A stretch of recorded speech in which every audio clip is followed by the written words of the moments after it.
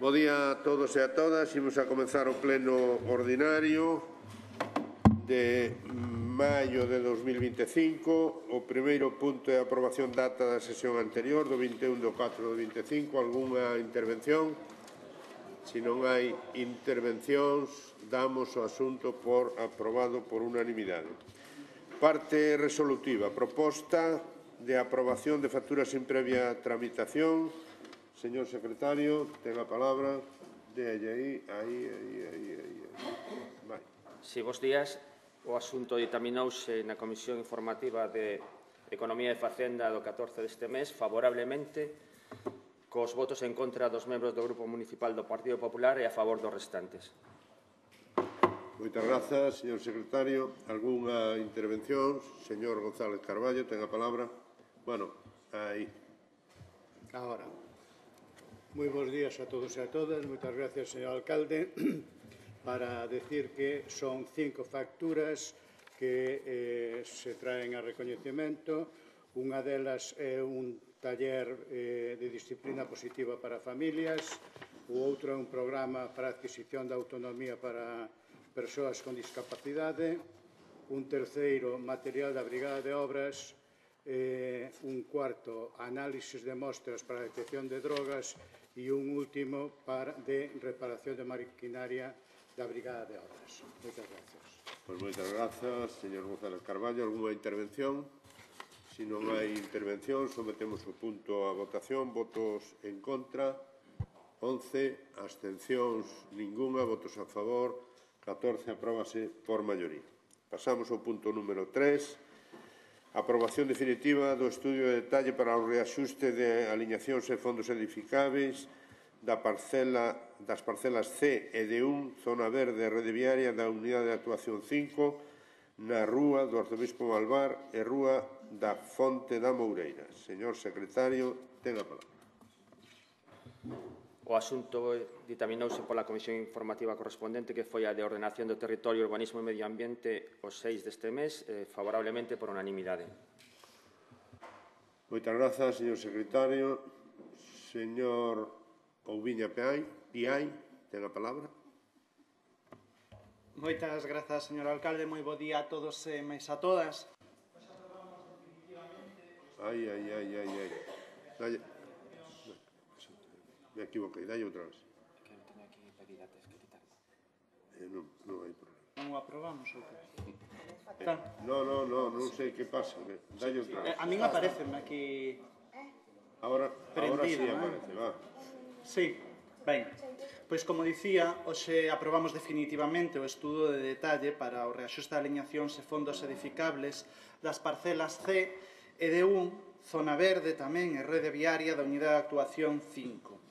O obxectivo desta aprobación da unidade de actuación número 5 é a ordenación do espazo que se atopa de varios rueiros inacabados, ao tempo que busca a obtención de solo interior destinado tanto á zona verde como a equipamento deportivo. Asemade, o Plan Xeral atribúe a este ámbito espacial un interés urbanístico alto, sendo o sistema de actuación recollido no plan tanto o de compensación como o de convenio municipal. Hoxe consumamos un estudo de detalle que levou a implicación de moitas persoas, tanto particulares como tamén funcionarias e funcionarios desta casa, aos que lle agradecemos todo o seu traballo. A finalidade deste estudo de detalle, como dicía, é corrixir os desaxustes, ou, se se prefire, o reaxuste das aliñacións respecto dos treitos viarios exteriores para evitar a conformación de novos testeiros ou de medianeiras xunto co dos fondos edificables do PERI para permitir a materialización do aproveitamento que lle outorga o propio PERI e o instrumento de equidistribución aprobado e inscrito no rexistro da propiedade. E todo isto faise sen menoscabar os dereitos adquiridos, sen alterar as rasantes ou incrementar o aproveitamento que se lle outorga ás parcelas de resultado, sen xerar medianeiras vistas, sen reducir as dimensións de patios con servidumes preexistentes e faise tamén permitindo a materialización, como non podía ser de outra maneira, dos aproveitamentos correspondentes. Polo tanto, o que aprobamos hoxe permítenos que se poida seguir avanzando no proxecto de urbanización de toda esta unidade que é coñecida como finca do Teucro por parte da Sareb. Isto vai permitir á cidade continuar a medrar, gañar en espazos verdes, gañar en equipamentos deportivos e gañar en novas rúas para facilitar o tránsito peonil en toda esta zona. Quero aproveitar tamén esta intervención para solicitarlle ao Estado que prevexa nesta nova distribución a construción de vivenda pública que sirva para atallar a grande demanda que existe a día de hoxe. Por parte deste Concello, por suposto, poden contar con toda a colaboración que lle poidamos ofertar, tanto na cesión e disposición de terreos como fose preciso, tanto así tamén para facilitar os trámites, na medida do posible, dentro da nosa administración. Para rematar, quero volver a agradecerlle a todos os participantes implicados nesta aprobación e agradecer o voto favorable dos partidos políticos na comisión que supoño que se repetirá a día de hoxe que nos vai a permitir poder aprobar este proxecto. Moitas grazas, bo día. Moitas grazas, señor Ouviña. Señor Domínguez Artime, ten a palabra. Bueno, muy rápidamente, el Partido Popular va a votar a favor de este punto, pero sí que hay que hacer una reflexión por lo menos corta y contundente. Todo este trabajo que han hecho todos los trabajadores probablemente hubiese sido mucho menos si el Concello de Pontevedra tuviese un plan SERAL del que adolece. La falta de plan SERAL es absolutamente preocupante en esta ciudad y provoca graves problemas, teniendo que traer aquí muchas cosas. Por lo tanto, vamos a votar a favor. Moitas grazas, señor Domínguez. Señor Ouviña, ten a palabra. Só simplemente para indicar que un novo plan xeral ou non ten nada que ver coa aprobación de estudos de detalle que se están aprobando constantemente en todos os concellos, independentemente do ano do que sexa o plan xeral. Nós temos un plan xeral a día de hoxe que está funcionando, que permite a construción de vivenda, que permite que se poida continuar a avanzar na nosa cidade e, polo tanto, non creo que teña que ver coa aprobación que hoxe traemos aquí, así que, nada máis, solo para aclararlo. Moitas grazas, señor Ouviña. Sometemos entón o asunto a votación. Votos en contra da proposta? Ningún. Abstencións? Ningunha. Votos a favor? 25. Apróbase por maioría, por unanimidade da corporación. Pasamos ao punto número 4. Ratificación da súa inclusión por urxencia. Urxencia, señor. Apróbase por urxencia, señor secretario. Proposición do Grupo Municipal do Partido Popular sobre o depósito de áridos da dragaxe do río Lérez. Emenda do Grupo Municipal do PSDG-PSOE. Non hai ditamen, polo tanto, ten a palabra, pois non sei quen ten a palabra. Señor Domínguez Artime, ten a palabra. Sí. Muy buenos días a todos otra vez y hoy vamos a hablar de algo que necesita claramente la ciudad de Pontevedra y no es otra cosa que el dragado del Lérez. Y voy a hacer una breve reflexión. A principios de abril, la Xunta recibía un informe definitivo del CEDEX sobre el dragado del Lérez y se lo remitía a Transición Ecológica para que autorizase el punto de depósito de los áridos. Bien sea un punto exterior, dice que la alternativa prioritaria es a 2 millas náuticas de Sálvora, pero habla de otras ubicaciones. En cualquier caso, recoge otras opciones para poder llevar los áridos y eso lo dice un informe del organismo estatal que depende del Ministerio. Hasta aquí, todo bien. Es cierto que este informe ha tardado 4 años, pero ahora tenemos un informe técnico que dice los técnicos a dónde hay que llevarlo. Y parecía que había voluntad política y se podía desbloquear un proyecto del dragado que lleva 4 años paralizado por el gobierno de Pedro Sánchez. Volvíamos al punto de partida, pero por lo menos teníamos hacia dónde ir. Y creíamos, y lo digo así, porque al menos así yo lo creía, que íbamos todos en la misma dirección. Y de repente nos encontramos con unas declaraciones del BNG, con Néstor Leco a la cabeza, que activó la maquinaria para defender sus intereses partidistas en la isla de Arosa, en la ría de Arosa, en detrimento de Pontevedra. Antepuso los intereses de la ría de Arosa al dragado de Pontevedra y a los intereses legítimos de Pontevedra. Pero sí que lo haga Néstor Rego, me parece francamente grave, que lo haga una concejala de Lores, la senadora Carmen da Silva, y haya salido en estos términos intentando boicotear una obra esencial para el futuro de nuestra ciudad, bueno, pues creo que me pierdo y no sé muy bien a qué está jugando el BNG. Están abandonando a Lores y a Pontevedra en favor de un puñado de votos en la ría de Arosa. Y me parece, sinceramente, sumamente grave que esto del dragado en estos momentos, sabiendo que es fundamental para Pontevedra, se empiecen a abanderar esta política del no al dragado de Pontevedra, porque realmente lo que están haciendo es entorpecer de forma muy importante, de forma política, no técnica, una decisión que es absolutamente vital para la ría de Pontevedra. Yo creo que en un momento en el que Lores necesitaba respaldo, en el que estamos viendo cómo iba bajando de forma drástica en las últimas elecciones, 12, 11, 9, y va a seguir bajando, porque ahora sabemos que va a seguir bajando, pues que en este momento se decida apoyar y decidir en favor de los concellos de la ría de Arosa en vez de la ciudad de Pontevedra, pues a mí me parece muy grave, pero me parece muy grave sobre todo porque necesitamos ese dragado, y lo necesitamos más que nunca. Pero si la posición del BNG es extraña, diciendo no a informes técnicos, sin ser técnicos y sin aportar otros informes técnicos, la del PSOE ya, bueno, pues roza el ridículo absoluto.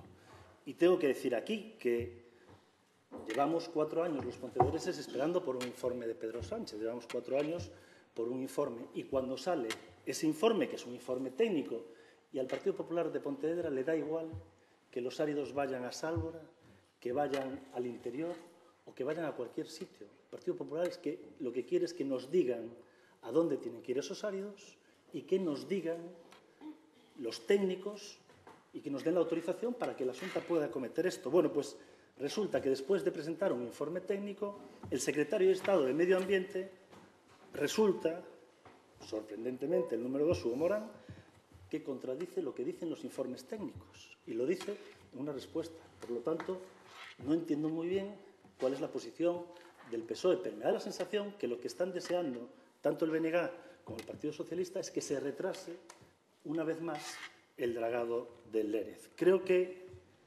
es complicado de entender para los pontevedreses que en un momento en que hay informes técnicos, y a lo mejor surgen otros informes técnicos, y diremos que sí a los informes técnicos que surjan. Lo que tenemos es que decir ya dónde, y tienen que dar la autorización, porque hasta ese momento no se puede hacer el dragado.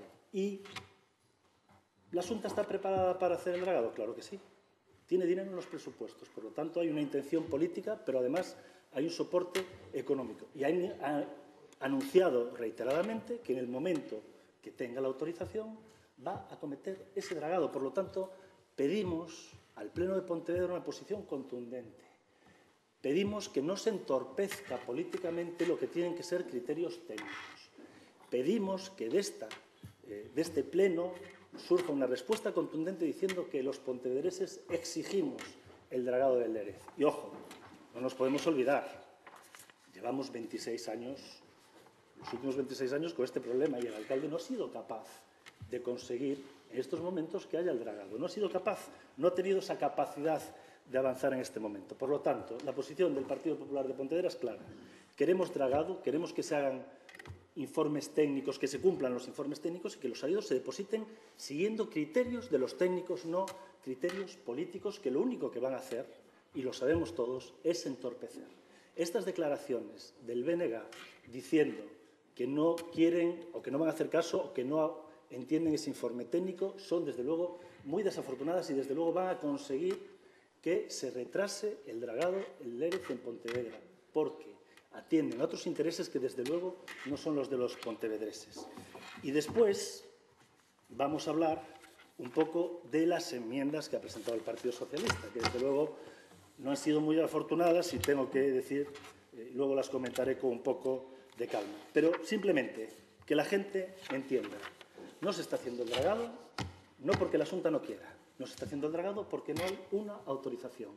Y no se está haciendo el dragado porque el Gobierno de España todavía no ha dicho a dónde tienen que ir los áridos.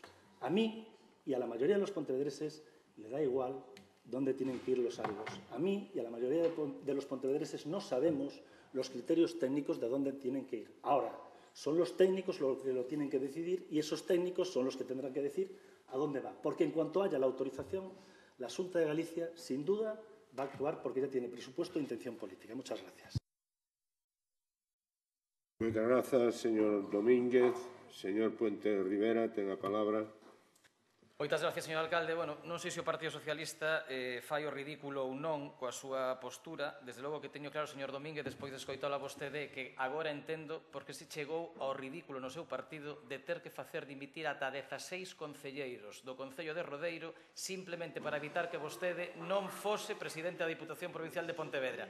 Porque escoitar neste pleno a un vicepresidente da Diputación calificar ao sector marisqueiro da Ría de Arousa como un puñadito de votos que lle interesan ao Partido Socialista e ao Bloque Nacionalista Galego, di moito do que vostede fai na Diputación Provincial e di moito da súa peculiar, por dicirlo de algún xeito, forma de considerar que é vicepresidente da Diputación de Pontevedra.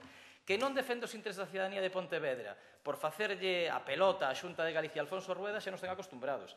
Que agora, ademais, venda tamén a súa provincia para seguir facéndolle a pelota a Alfonso Rueda e a Xunta de Galicia, bueno, pois a min a verdade que me parece lamentable. En todo caso, con respecto a este asunto, di vostede outra frase maravillosa para enmarcar nun vicepresidente da Diputación ou xa nun concelleiro do Concello de Pontevedra, que lle dá exactamente igual onde se vertan os residuos que saian do Lérez. Home, a mí non me dá igual que se poda contaminar o medio mariño, que se poda contaminar o Parque Nacional das Illas Atlánticas, que as mariscadoras e os mariscadores da Ría de Pontevedra ou da Ría de Arousa vexan mermada a súa capacidade de traballo por depositar uns áridos e uns lodos nun sitio non que non se teñen que depositar. A vostede darálle igual. E, insisto, agradézolle a claridade a hora de definir o concepto de política e o concepto de servicio esta cidade que ten o Partido Popular e que ten particularmente vostede. A nós non nos dá igual. E como non nos dá igual, presentamos as enmendas á moción que falaremos no segundo punto, entendo polo que dixo vostede. Só lle quero recordar, e aí sí que coincidimos en que os informes técnicos son os que teñen que determinar efectivamente onde se teñen que depositar eses áridos. Pero claro, vostedes fan nesta moción o mesmo que fan constantemente na política últimamente, que é retorcer, interpretar parcialmente, en definitiva, mentir sobre o que din os propios informes técnicos. Este informe do CEDEX establece 3 puntos de vertido, non establece un só, que establece 3 puntos de vertido. O de toda a vida, desde o ano 1998 no entorno de Sálvora, ao oeste da illa de Sálvora, e 2 novos puntos de vertido, un nese mesmo entorno de Sálvora e outro no entorno das Illas Cíes. E o único que di o informe do CEDEX, pode o ler, está literalmente escrito no informe do CEDEX, na páxina 194, incluso xa lle facilito o traballo, o único que di é que ese punto do ano 1998 ao oeste de Sálvora é prioritario frente a outros no sentido de que xa está utilizado e todos entendemos que en igualdade de condicións é mellor verter os áridos e os lodos que se extraen das dragaxes nun punto que xa está sacrificado que empezar a verter noutros puntos. Pero que o mesmo informe do CEDEX ao que vostede apela introduce 4 criterios máis que teñen que valorar as administracións, neste caso a Xunta de Galicia, á hora de decidir onde se depositan os lodos extraídos do Lérez. A primeira, que a distancia entre o punto de extracción e o punto de vertido non supera as 20 millas náuticas. Isto, por exemplo, xa invalida Sálvora para os lodos que saian da Ría de Vigo. No caso de Pontevedra estamos a menos de 20 millas, tanto de Cíes como de Sálvora, por tanto, podemos verter en calquera dos dous. Terceira cuestión, e aquí xa flaquea a súa predilección polo punto de Sálvora, que se consideren mediante informe oportuno os efectos ambientais das verteduras, tales como afastamento de zonas a protexer e interacción con outras actividades mariñas como é o marisqueo. Non sei se lle sona de algo, como a vostede dá igual onde se depositen os lodos, pero hai unha cousa que se chama Parque Nacional das Illas Atlánticas, que é unha xoia que temos aquí ao pé da nosa ría e que temos nas Rías Baixas, que ten unha faixa de protección de 2 millas náuticas. O punto que vostede quere, no que vostede quere verter os lodos, está a 1,9, é dicir, invade a zona de protección do Parque Nacional das Illas Atlánticas.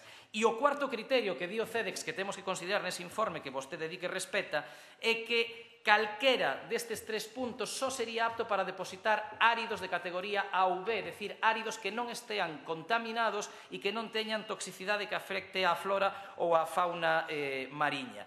E di literalmente o informe do CEDEX, a zona E8 debe considerarse prioritaria ante a elección dunha zona nova se ambas zonas presentan idénticos datos. Se ambas zonas presentan idénticos datos. Por tanto, haberá que facer eses informes de afectación ao Parque Nacional das Illas Atlánticas e, sobre todo, a afectación a outras actividades acuáticas e mariñas, como é o marisqueo na ría de Arousa ou na ría de Pontevedra, para determinar se ese punto segue sendo un non prioritario sobre os outros, que é evidente que non o é xa a unha simple vista. E por eso nós introducimos tamén que se valore algo do que vostedes non queren falar, que é o tratamento dos residuos en terra, froito de batimetrías previas que xa se fixeron dos residuos da ría de Pontevedra, que determinan que hai un certo nivel de toxicidade nalgúnas das zonas nas que se van a extraer eses residuos. Por tanto, vostedes están facendo aquí o mesmo que levan facendo os últimos 20 anos. É mareando a perdiz para que a Xunta de Galicia non faga o que ten que facer, que é dragar dunha vez por todas o río Lérez, e facendo o que máis lles gusta,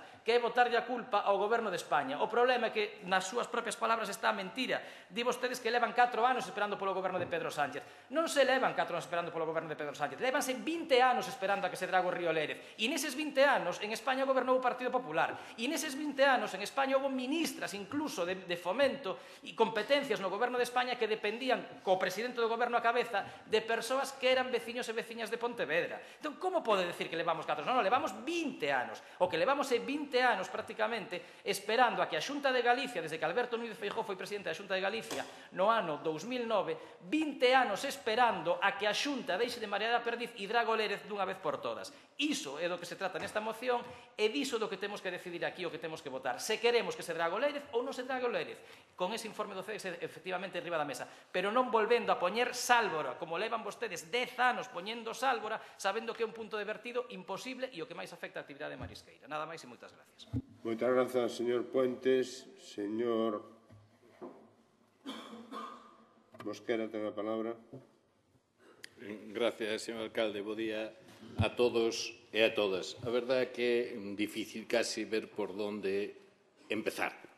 Mire, no ano 16 o Parlamento de Galicia ten un acordo unánime no que acorda que hai que ter un tratamento en terra. Ben, despois resulta que hai un volumen que sale moi caro, según as responsáveis do Partido Popular na Xunta, e, pois, entonces volvemos outra vez a algo que xa se sabía que é inviable. Mire, a Ría do Burgo, na Coruña, foi dragada.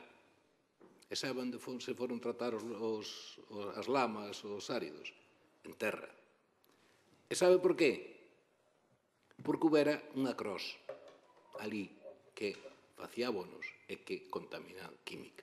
Bueno, pois na ría de Pontevedra houve a cross, a fisa, enosa, celulosa, un vertedoiro, que aparte queimaba, e toda a caño libre da cidade. Vale. Entonces, non fai falta ser moi listos, nin a facer análises sesudos, para saber que a ría de Pontevedra, cando menos, e por desgraza, está tan contaminada, polo menos por metales pesados, como a ría do Burgo. Vale. Entonces, hai un acordo unánime de que, porque era evidente que a única maneira, polo menos, de tratar gran parte desas lamas é en terra. Vale. Que sucede? Que resulta que a ría do Burgo se sacou moito máis volumen que o de Pontevedra, moito máis volumen, resulta que o volumen de Pontevedra parece que é inatacable e excesivamente caro para a Xunta. Por lo tanto, aquí non houbo ningún cambio de criterio, ni ninguna... Ahora resulta que tamén versión do señor Domínguez, versión doxe, se cada mañán é diferente, é que a culpa é de Lores. O señor Domínguez é feliz botando a culpa a Lores de todo. Se chove a culpa de Lores e se fai sol tamén. Vale. O certo é que estamos nunha situación na que a Xunta é a responsable de dragaxe do Lérez. Correcto. Sabe perfectamente que a única vía para facelo é tratar, cando menos a maioría dos lamas e dos áridos que salgan dai, en terra.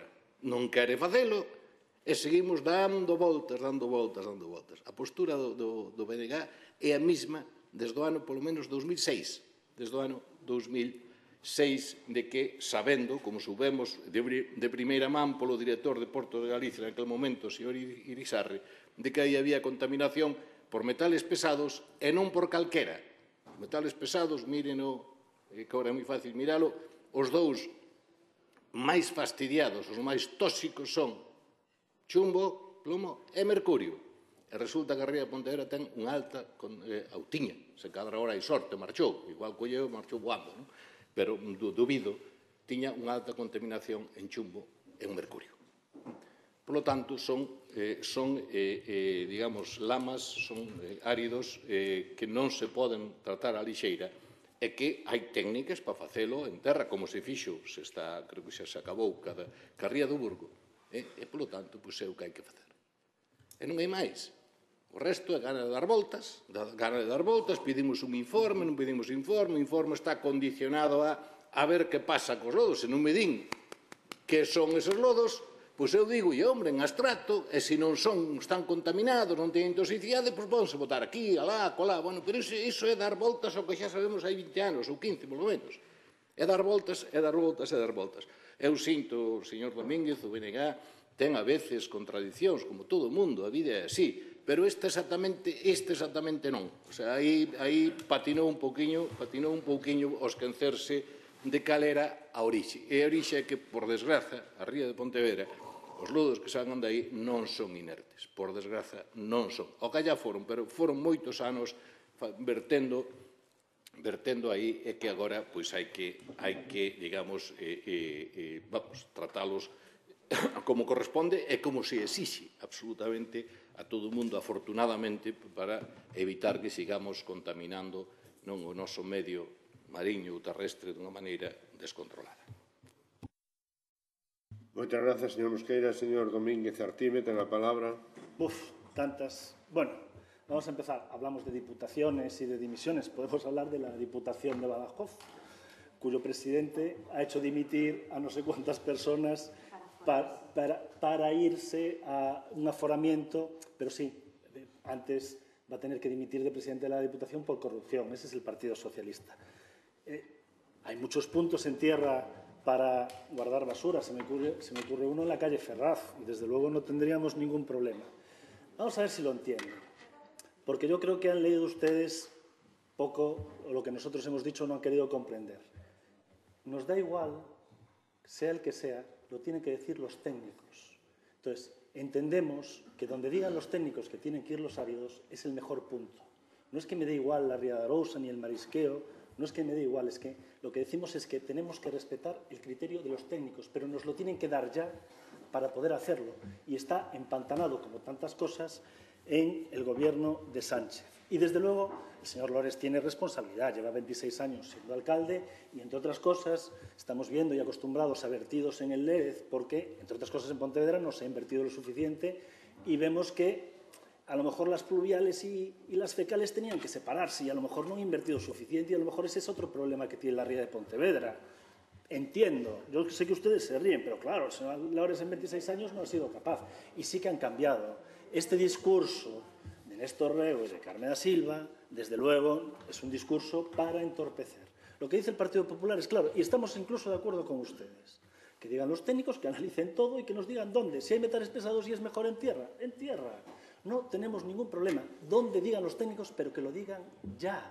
Lo hemos dicho claramente. En cuanto a las enmiendas, llevan ustedes una semana complicada en el Partido Socialista y entiendo que estas enmiendas las debieron hacer rápido y a toda prisa porque, desde luego, muestra un absoluto desconocimiento de la Administración por parte del señor Puentes y del Partido Socialista, que hasta hace poco, ahora no manda nada, pero hace poco tenía responsabilidades, ahora no tiene ningún tipo de responsabilidad.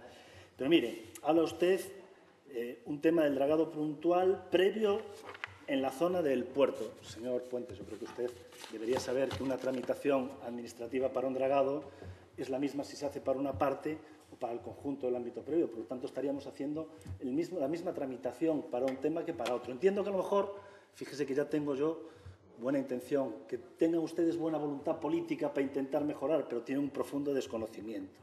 Y ese dragado previo que quieren hacer ustedes en la zona del puerto, que yo entiendo, fíjese en mi generosidad, les doy una buena voluntad política. ¿Dónde depositamos los áridos de ese dragado previo? ¿Dónde? ¿Con qué recursos administrativos? ¿Con qué informes administrativos? Es simplemente el desconocimiento absoluto de cómo funcionan las cosas en la Administración. Y lo lamento porque usted en su momento tuvo responsabilidades, ya no. Segundo, que se incluyan estudios técnicos previos al nuevo proyecto del dragado del río Lérez.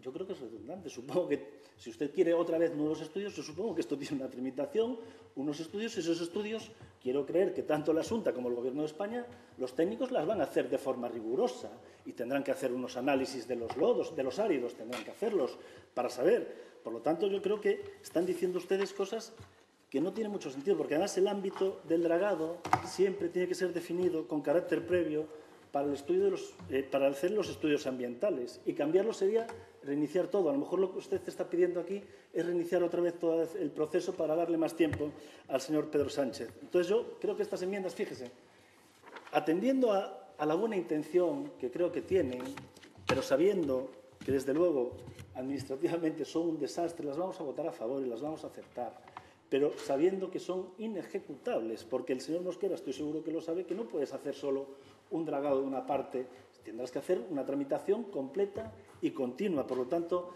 es difícil de entender la posición del Partido Socialista en este momento. Resumen, que nos den los informes, que hagan los informes de una vez, que den la autorización, por supuesto que hagan todos los análisis que sean necesarios y que se depositen los áridos donde digan los técnicos. Eso es lo que nosotros queremos, porque el informe, como usted dijo, y a lo mejor alguien de nuestro grupo tiene que ayudarle a leer, decía que el prioritario era ese. Nosotros eso es lo que hemos dicho. Entonces, no hace falta leer, hay que tener también comprensión lectora. Donde digan los técnicos, que lo hagan, que Pedro Sánchez dé la autorización. Y en ese momento la Xunta se pondrá. Lo que no podemos consentir, y por eso vamos a votar a favor de sus enmiendas, es que, a pesar de sus retorcidas argumentos, que salga de aquí un voto que no sea unánime para demostrar a los pontevedreses que el dragado del Lérez es prioritario para todos los pontevedreses. Muchas gracias. Moitas grazas, señor Domínguez. Señor Puente Rivera, ten a palabra. Moitas gracias, señor alcalde.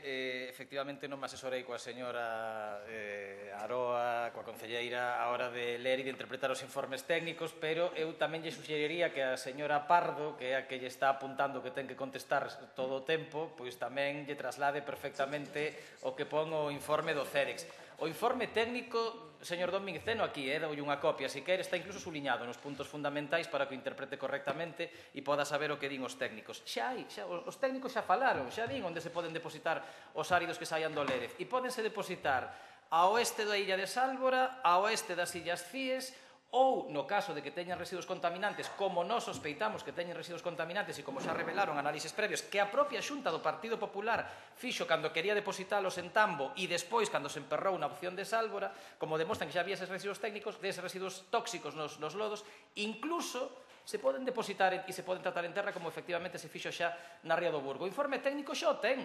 O que falta agora é que a Xunta de Galicia faga o que ten que facer, que é, en vista deste informe técnico, decidir destes 3 puntos de vertido ou en terra onde quere tratar os lodos que saian do Lérez. Con iso, lle pide autorización ao Goberno de España para decir quero depositalos aquí, e o Goberno de España dirálle aí pode ou aí non pode en función das análisis e dos estudios que ten que facer agora a Xunta de Galicia. É así de fácil. Vostede, verdad, que cando quere facer unha casa non ven ao Concello e lle pregunta aos técnicos de urbanismo, mire, Onde podo facer unha casa en Pontevedra? Non, vostede elixe unha parcela, en base a unha normativa que existe, que é o Plan Xeral de Ordenación Municipal, elixe unha parcela e ven aquí a pedir permiso para facer a casa nesa parcela. Pois isto funciona exactamente igual. Dos puntos que xa lle está dicindo o Goberno de España que son posibles se os residuos non son contaminantes para verter os lodos extraídos do Lérez, a Xunta de Galicia analiza todo isto que os técnicos do Estado din e decide un punto. Punto E8, punto B en Sálvora, punto D nas Illas Cíes ou en terra se os residuos son contaminantes. Lle pide ao Goberno de España autorización e o Goberno de España autoriza e fai a dragaxe do Lérez sin ningún tipo de problema. Onde está o problema? O problema está en que vostedes, sabendo isto, volven turrar en Sálvora, que xa o secretario de Estado de Medio Ambiente, e creo que neste caso é de agradecer incluso as súas declaracións, xa lles di que tal vez á vista do informe técnico do CEDEX non é o punto máis axeitado, porque invade a zona do Parque Nacional das Illas Atlánticas, a zona de seguridade de 2 millas do Parque Nacional das Illas Atlánticas, e porque é evidente que ten máis afectación a actividade mariña na ría de Arousa, incluso na ría de Pontevedra, que calquera dos outros dous puntos, e xa lle dei o informe que ese é un criterio para descartar o punto de Sálvora e irse cara aos outros, insisto, se os residuos non son contaminantes. Por tanto, non mareen a perdiz, fagan a dragaxe do Lérez dunha vez por todas e deixen de facer escapismo con este tema e de enganar a xente. E con respecto ás enmendas que nos presentamos, pois, efectivamente, unha, completamos esta medio verdade que din vostedes de que o punto de Sálvora tradicional é o prioritario, con todos os matices que xa fixen anteriormente. Pedimos á Xunta de Galicia que non que faga estudios técnicos previos, é que tal vez vostede non é que non lea, é que non sabe o que está facendo o seu goberno en Galicia. É a propia Xunta de Galicia a que declara a través de Portos de Galicia e da Consellería de Medio Ambiente que a raíz do informe do CEDEX vai realizar novos estudos técnicos para calcular e para valorar como ten que facer a dragaxe no río Lérez. Por tanto, nós non pedimos que se fagan estudos técnicos novos, non, pedimos que nos estudos técnicos que xa a Xunta de Galicia di que ten que facer a partir de agora para ese novo proxecto de dragaxe no río Lérez, se amplíe a zona para que en vez de rematar na Ponte das Correntes, rematemos na Ponte dos Tirantes. E, por tanto, saquemos dai todo ese depósito de residuos en boa parte da antiga Tafisa, en boa parte do antigo colector cando vertía Cañón Libre cara ao río Lérez, e tamén recuperemos ambientalmente a zona máis urbana do río e recuperemos e gañemos para actividades deportivas vinculadas ao río, vinculadas á auga, toda esa zona e se pode aproveitar moito mellor do que se pode aproveitar neste momento. E tamén que a Xunta de Galicia, evidentemente, valore a posibilidade de tratamento dos residuos en terra, como xa se fixo na Coruña, e non sei porque na Coruña se pode facer e en Pontevedra non se pode facer. Entón, que se analice de verdade a composición deses residuos e se valore tamén o seu tratamento en terra. E remato coa cuestión do porto. Mire, o Clube Naval de Pontevedra solicitou, efectivamente, hai uns días, que se valorase esa dragaxe puntual no entorno do Porto Deportivo de Pontevedra. E claro que o procedimento administrativo é exactamente o mesmo que se falamos de dragar toda a ría ou de dragar o porto. O procedimento administrativo é o mismo. A complexidade da dragaxe, se en vez de dragar 4 km de río, dragamos unha superficie de 200 metros ou 300 metros, tal vez sexa un pouquiño máis fácil de acometer. Tal vez a composición dos lodos que rodean o porto sexa uniforme, non teñamos diferentes zonas e, por tanto, o tratamento sexa tamén uniforme. E se hai que leválos a terra, se levan todos a terra e é unha pequena porcentaxe deles. Por tanto, o que lles preocupa a vostedes, que ao final son os cartos, é bastante menos que se temos que dragar todo o río e, por tanto, é unha operación máis realizable, que, ademais, é a que está xerando un impacto dos máis importantes xunto coa perda de bancos marisqueiros na ría, que é esa inutilización do porto ao pé da cidade, do porto deportivo, non? A vostede parece unha tontería, a nós parecenos moi razonable o que pide o Club Naval e por eso incorporamos tamén como enmenda para esta moción. En todo caso, agradezo o voto favorable e agradezo que por riba da discusión política sexamos capaces de poñernos de acordo en pedir que se drague o río dunha vez por todas e que efectivamente sexan os técnicos da Xunta de Galicia os que lle propoñan ao Goberno de España en base ao informe do CEDES o punto de vertido definitivo e que acabemos con esta película dunha vez por todas. Nada máis e moitas gracias. Moitas grazas, señor Puentes. Señor Mosquera Lorenzo, ten a palabra. Gracias, señor alcalde. Para chegar a isto, señor Domínguez, non sei exactamente a que ven todos esos discursos que solta aí de que desautorizan, bueno, unhas cousas absolutamente tremendas, que por certo, dánselle ben. Soltar a exageracións e máis daslle ben. Outras cousas se dan bastante peor, que son bastante máis trascendentes que eso. Pero, mire, aquí cambio de criterio non houve ningún. O sea, o 18 de xaneiro de 2020 hai un acordo no Parlamento por unanimidade de que se traten en terra. Vale? En todo caso, sería a Xunta que cambiou, sería o PP o que cambiou. Non nós, que iso o temos clarísimo. E repito, por se non queda claro, a Ría do Burgo, con un volumen moito maior do que pode haber na Ría de Pontevedra, había unha contaminación por unha fábrica que se chamaba Cross, que tamén non houbo na Xunqueira, aquí, onde está ahora Nogueira, digo, facendo historia, que contaminou dunha maneira moi severa. Só pola Cross, na Rúa do Burgo, fixos en terra. E aquí temos a Cross, a Tafisa, Elnosa, Celulosa e o Vertedoiro. Vamos a deixar os urbanos, porque tamén en todos lados son urbanos, nese momento. O seja, que parece que, como di outro, blanco en botella. Blanco en botella. Entonces, a Xunta quere decir punto de vertido, pero colle mal o carreiro. Hai contaminación, son lodos contaminantes ou non? Sí, non se poden levar ao mar. Non, bueno, pois entonces busca outra vía. De feito, o Parlamento se acordou. Pero non. O asunto é seguir liándoa. Repito, o volumen que hai que extraer polas estimacións que hai é bastante menor que na Ría do Burgo. Falen claro, a Xunta non ten puñetera gana de facelo, ou se fai que sea baratico, porque o de Tambo, propoñer que sea Tambo aí ao lado, é que a quen se lle pudo ocurrir, é correusille. O asunto é, onde poñemos máis barato? Onde podemos facelo casi gratis? Pero mire, non, estamos falando unha cousa moi seria, que son áridos que seguramente estén contaminados. Vale? Eso non. Quero facer baratico. Ese é o problema. E usted sirve de ariete para nesta liada de que a Xunta, sí, ten cartos, pero igual os cartos que ten no orzamento teñen que ser bastante máis elevados porque costa máis. Por desgracia, que íbamos a facer? Xa nos gustaría que a ría estuera transparente, sin ninguna contaminación, que poda ser perigosa. Xa nos gustaría a todos, pero non está. Que íbamos a facer? Sobre todo pola historia, porque os metales pesados, ainda que se botaran aí hai 40 ou 50 anos, siguen estando. Que íbamos a facer? Por desgracia, a cousa é así. Entón, parece que neste debate o asunto vai cara a algo máis ou menos razonável, que é como será ao final, senón o tempo. Vai ser ao final así. Ou se tratan en terra ou non vai haber dragaxe. Non a vai haber. Por desgracia, non a vai haber. Por que? Porque son contaminantes, por desgracia. O gallar sea o menos posible, todo o que se queira, pero son así. Por lo tanto, se o asunto vai en considerar é volver ao inicio.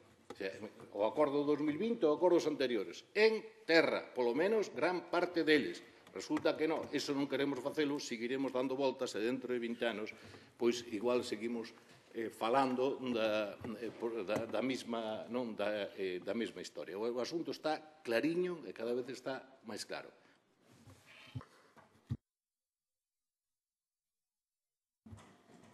Señor Domínguez, ten a palabra para pechar. Muchas gracias. Les leo una noticia de hace unos días. El Gobierno quiere agilizar el desbloqueo del dragado del río Lérez al inicio del verano. Ergo, el Gobierno bloquea el dragado. La situación es muy sencilla, para que la entienda todo el mundo. El Partido Popular quiere hacer el dragado. La Xunta de Galicia tiene el dinero en presupuestos y si no quisiese hacerlo no metería el dinero en presupuestos y tiene la intención política de hacerlo. Lo único que falta es que el Ministerio de Pedro Sánchez, después de 4 años, dé la autorización. Lo dice la prensa, hay que desbloquearlo y quiere desbloquearlo. Ojalá lo desbloquee. Lo que pedimos es que se sigan los informes técnicos y no se politice como está haciendo el Bloque Nacionalista Galego o como está haciendo el Partido Socialista. Que se sigan los informes técnicos para hacerlo lo antes posible, que es lo que todos queremos. Yo, desde el Partido Popular, tenemos un empeño enorme en que este río Lérez esté bien dragado y que sea fundamental para tener una Pontevedra moderna y de futuro, porque en los últimos 26 años no hemos sido capaces. Por lo tanto, agradezco el voto positivo de todos los partidos y las enmiendas a todos los partidos, porque lo que tiene que salir de aquí, que es lo importante, que es lo que todos queremos para Pontevedra, es un mandato unánime del Concello de Pontevedra y de este Pleno para que todos digamos que queremos el dragado lo antes posible. los áridos, a donde digan los técnicos que son los que saben. Yo no soy técnico, estoy seguro que el señor Puentes sí. Muchas gracias. Moitas grazas, señor Domínguez. Entón, vamos a proceder á votación, que ten a súa complexidade. Tranquilo. No. Si se aceptou a emenda, vótase coa emenda aceptada. Son varias enmendas. Non, é unha. Unha emenda con diferentes puntos. Bueno, varios puntos de enmendas. Sí, toda no seu conxunto vótase porque se entón, aceptou. Votamos a emenda de varios puntos. A proposta coa emenda incluída. Si se aceptou, non fai falta votala. Vale. Como acepta a promotora, votamos entón o punto coa emenda engadida do Partido Socialista. Efectivamente. E, bueno, eu quero entender que estamos todos de acordo desa maneira. Desde logo non ten nada que ver co debate, pero sí, ao final, podo eu... Se morres de gana. No, digo que o que se está pedindo é a axilización da dragaxe, pero claro, sempre que se cumplan as condicións técnicas da ubicación. Bueno, non é o mismo. É dicir, que hai que facer análisis previos para saber exactamente de que estamos a falar e a partir de aí axilizamos a dragaxe. Eu entendo que votamos eso todos, non? Vale? Bien, pois entón votamos en contra, ningún, abstención ninguna e votos a favor, por unanimidade, apróbase a moción. Ben, e pasamos ao punto número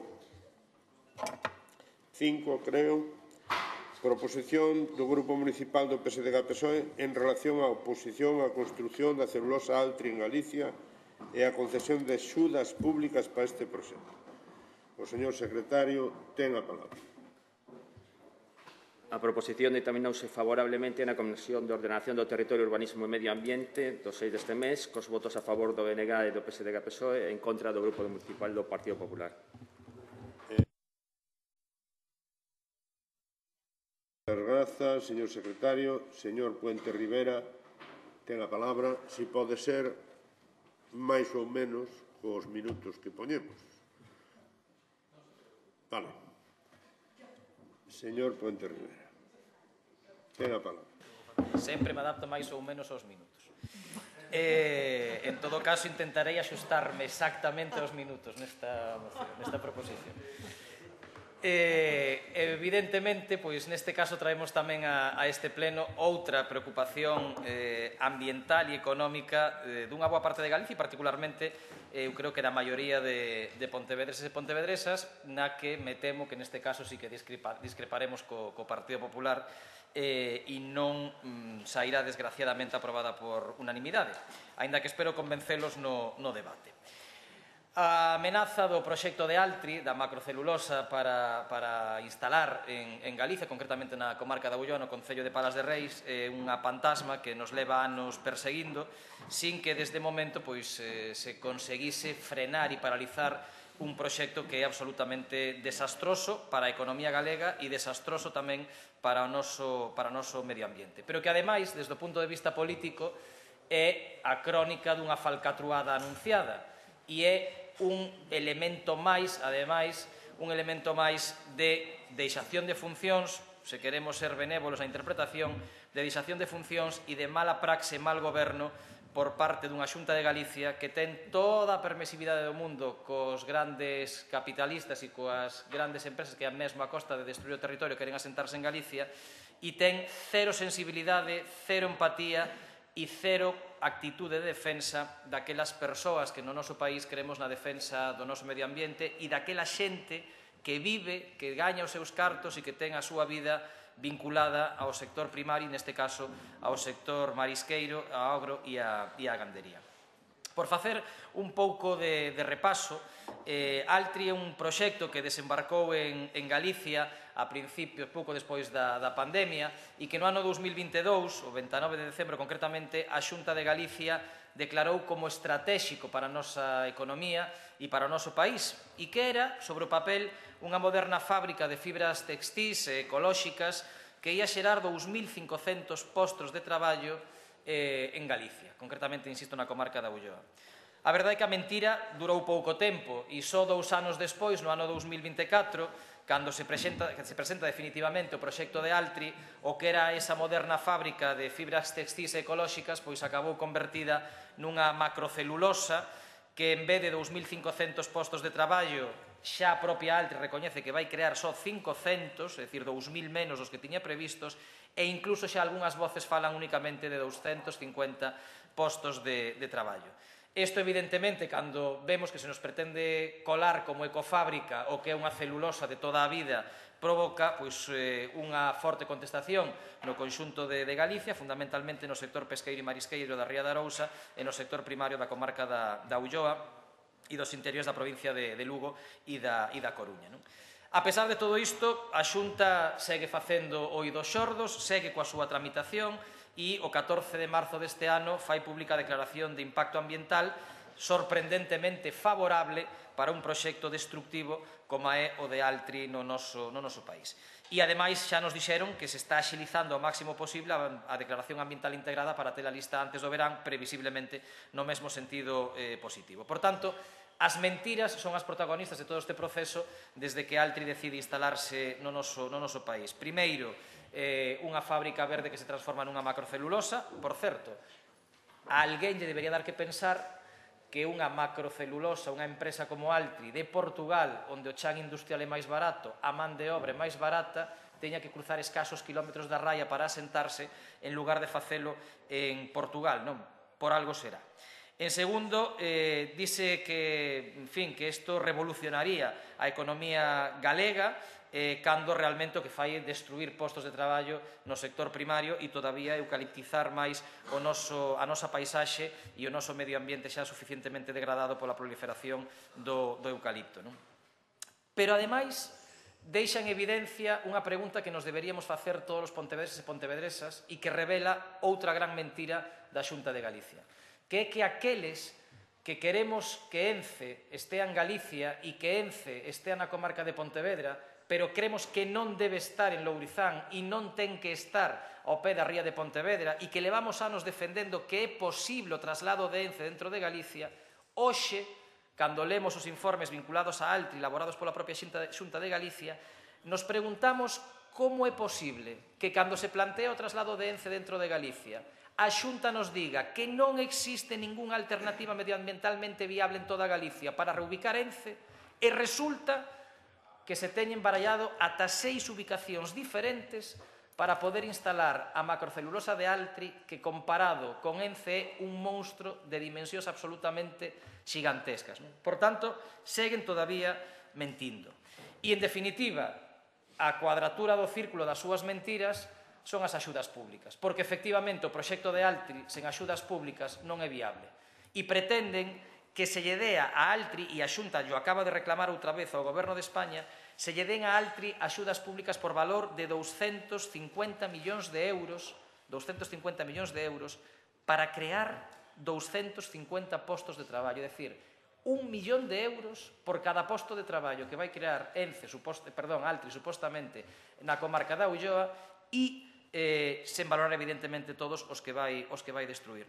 250 millóns de euros, ademais, de fondos europeos, de fondos que veñen a España, como ao resto de países europeos, para descarbonizar a nosa economía, para avanzar no proceso de transición ecolóxica, para avanzar cara a unha economía sostible, vencellada ao verde, non vencellada a crear celulosas. É evidente que isto non é compatible cos fondos europeos.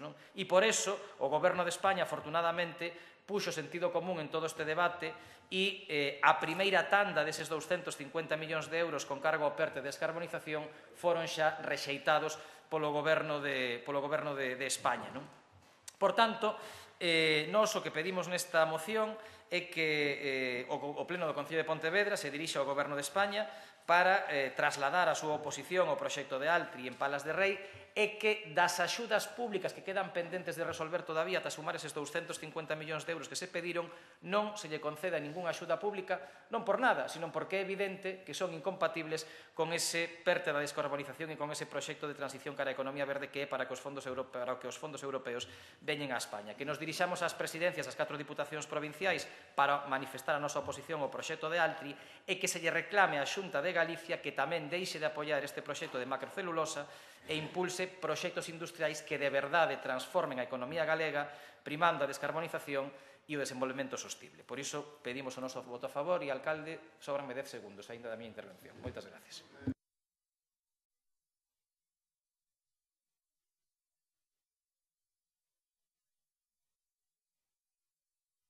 Pego. Agora, moitas grazas, señor alcalde. Bueno, pois a verdade é que estamos ante unha moción que nos congratulamos de que o Partido Socialista a traia. Bueno, estamos moi contentos, estou moi contenta de poder defendela. Ademais, o mellor un pouco tardía. Estaríamos máis tranquilos se fose hai un ano, pero bueno, agora boa falta fai. Alá cando publicaron o proxecto de Altri por marzo do 24, pois a verdade é que publicaron un tocho ben grande e leva tempo miralo. Nós tamén nos levou, pero mellor agora hai datos novos e seguro que o Partido Socialista nos pode ilustrar, a min polo menos, porque seguro que por espabilado se nos escapou algo. Pero sí é certo que estamos de acordo, o señor Puentes seguro que coincide comigo, en que simplemente vendo a ubicación da macrocelulosa no corazón da Ulloa, vendo as toneladas de eucalipto que precisan, quedou claro desde o principio, ou os metros cúbicos que consume de auga, ou incluso a clara afectación á Ría da Arousa ou ao patrimonio cultural e ambiental da zona, pois con esos temos máis que suficiente para estar de acordo con vostedes en opoñernos a esta bomba ambiental.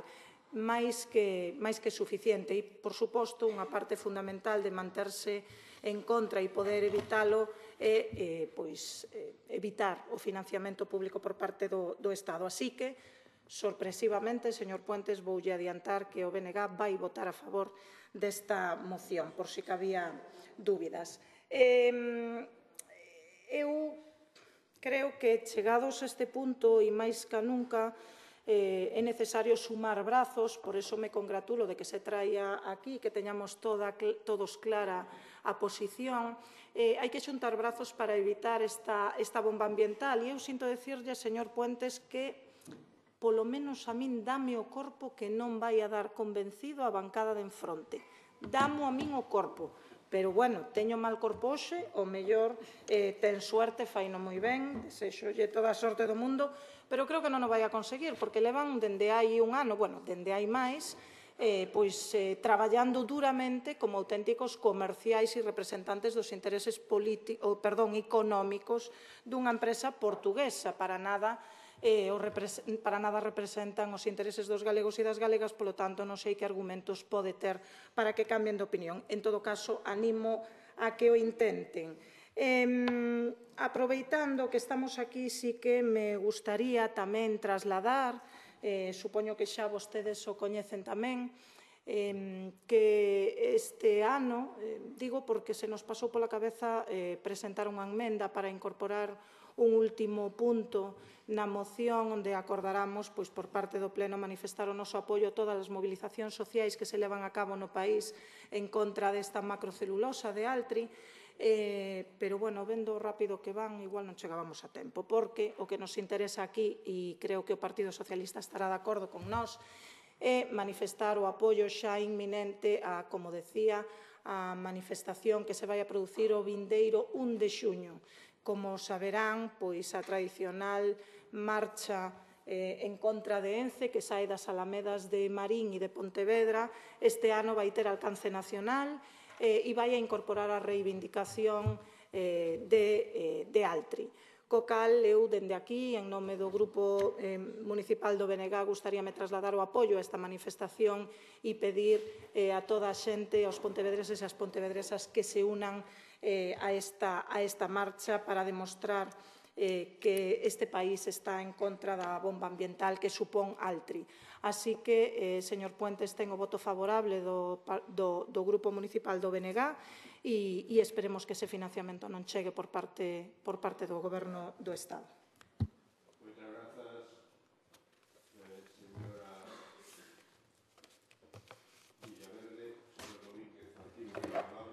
Muchas gracias. Bueno, pues hoy sí que el Partido Socialista trae aquí una moción relacionada con nuestra ciudad. Es así, ¿no? Las mociones relacionadas con el concello, es lo que ustedes decían de algunas de las nuestras. Moción tipo, por supuesto, una moción, no se me vayan a cansar, compañeros del Partido Socialista, pero ya digo que los compañeros del Partido Socialista llevan una mala racha, mociones copiadas y tuneadas, enmiendas que demuestran un absoluto desconocimiento de la Administración. Yo no sé por qué será. Quizás será por el apagón que hemos sufrido todos los españoles por culpa de la ineptitud del Gobierno de Pedro Sánchez. Aún no sabemos las causas, no nos las quieren decir, las ocultan, pero ya nos dijeron que no va a haber más. O quizás sea por los trenes, fruto de la gestión del Partido Socialista, de la España que no funciona de Pedro Sánchez. O quizás las imputaciones por corrupción. Nos hemos enterado recientemente que llevaban sacos de 500.000 euros a su secretario general. O quizás por los WhatsApps. Tranquilo, señor Puentes, usted no sabe los WhatsApps, no es tan importante. O puede que sea una cuestión de la Jenny o de Miss Asturias, feministas del Partido Popular. O a lo mejor por la imputación del hermano de Pedro Sánchez por cobrar de dinero público y ni siquiera saber dónde trabajaba. O quizás el informe de la UCO donde dice que el fiscal general del Estado era una parte fundamental de la filtración. Y le digo, todo esto, solo para que sepan, todo esto es lo que ha pasado desde el último pleno. Ya no me remonto al anterior. Todo esto es lo que ha sucedido en España, en el Partido Socialista, desde el último pleno. Por lo tanto, yo entiendo que ustedes estén nerviosos y hagan mociones así. Es decir, todo esto ha pasado desde el último pleno. Se lo recuerdo solo para que tengan ustedes conciencia de qué partido están y cómo funciona el Partido Socialista. Y una vez dicho esto, vamos a hablar de Altri. Hay dos tipos en Galicia, dos tipos de personas. Las primeras, las que cumplen con los informes técnicos. Las primeras, aquellas que creen que tiene que haber seguridad jurídica en nuestra tierra, en Galicia. Aquellas que dan las licencias administrativas en base a informes técnicos. Esas son las primeras.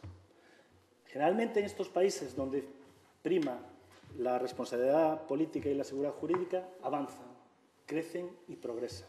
Y después hay otro tipo. Suelen ser políticos de medio pelo y generalmente muy sectarios. Suelen ser políticas sectarias en las que da igual lo que digan los informes técnicos, crean una realidad paralela, una politización desmesurada de algo que no es otra cosa que las tramitaciones administrativas para que una empresa se instale en Galicia. Unos son gente normal de países desarrollados y otros acaban llevando a países no desarrollados, no digo más de aquí.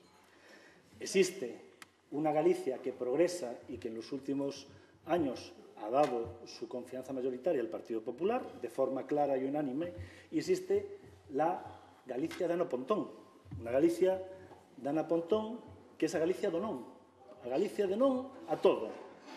Es incluso non a ser presidenta de la Xunta, que non lo va a conseguir. Por lo tanto, yo creo que tenemos que tener una administración reglada y esa administración tiene que ver en base a informes técnicos. Ojo, y a lo mejor dentro de unos meses sale un informe técnico que dice que no puede ser viable. Pues no será viable, pero yo creo que debemos ser todos conscientes de que si queremos que Galicia progrese, si queremos que las cosas vayan, tendremos que hacer las cosas de forma auditada y reglada, jurídicamente reglada. Y es lo que tiene que ser.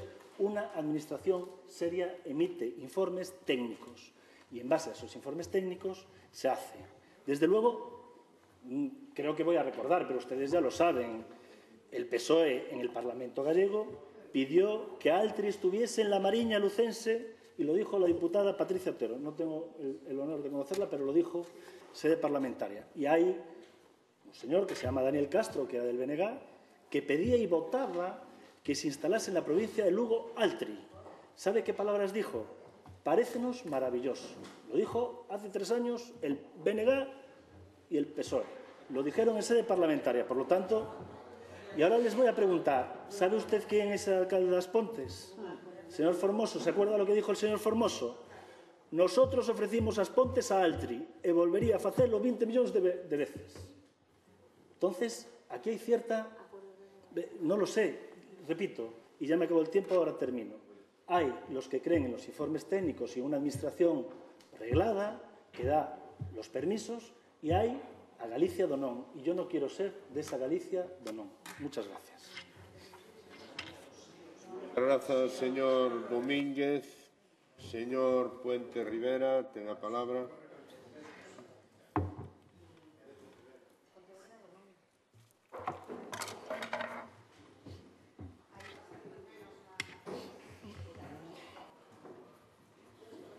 Tío, por que non vais? Non borro estos.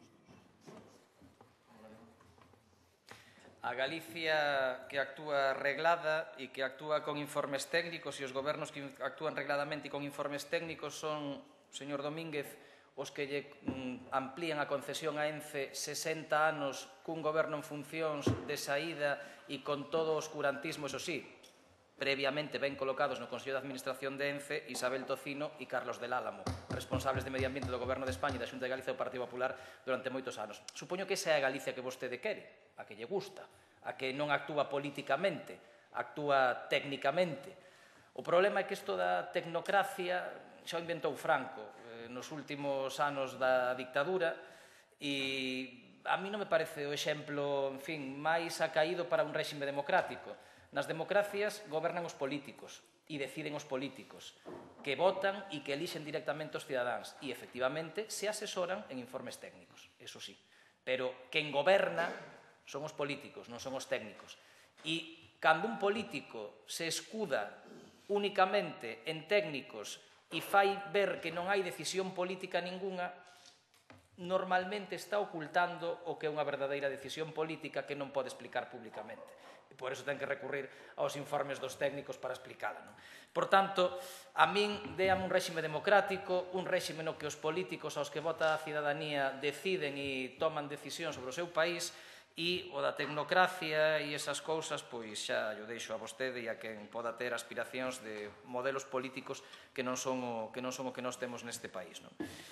Despois, como sempre, enmaraña, bueno, aparte de toda a basura, porquería e lama que habitualmente e desgraciadamente creo que nos vai tocar vivir estes 2 próximos anos de corporación municipal, porque vostede o único que sabe facer é enmerdar directamente o pleno e intentalo, non son imos participar, xa yo digo, dese debate, porque flaco favor lle faríamos a Pontevedra, pero é de agradecer que polo menos os 4 minutos que tivo, 1 e medio, yo dedicar a falar de Altri, non? E a falar das súas consecuencias. Fíjese nas antípodas nas que estamos vostedes e nós, que para vostede Altri é un asunto totalmente irrelevante en Pontevedra. É un tema, non ten nada que ver. Dinos que traemos unha moción que non ten nada que ver con Pontevedra. Bueno, pois, oye, tamén lle agradezo a claridade. Para min Altri é un asunto de primeira orde en Pontevedra, porque vai afectar ao noso medio ambiente. Novamente, tamén me sorprende, yo digo, que o vicepresidente da Diputación, que, entre outras cousas, cubre a Ría de Arousa, lle pareza un asunto irrelevante a afectación de Altri ao marisqueo na Ría de Arousa. Hoxe estáse cubrindo de gloria, de verdade. Sigo entendendo, insisto, que tiveran que dimitir 16 de Rodeiro para que vostede non pudese ser presidente da Diputación Provincial de Pontevedra, non? Porque Dios nos collera confesados como vostede dirixira o goberno provincial. Non? E dentro de todo o lixo e de toda a basura que intentou verter, home, fálanos dos trenes. Pois, a verdade é que é unha noticia importante desde o último pleno, non?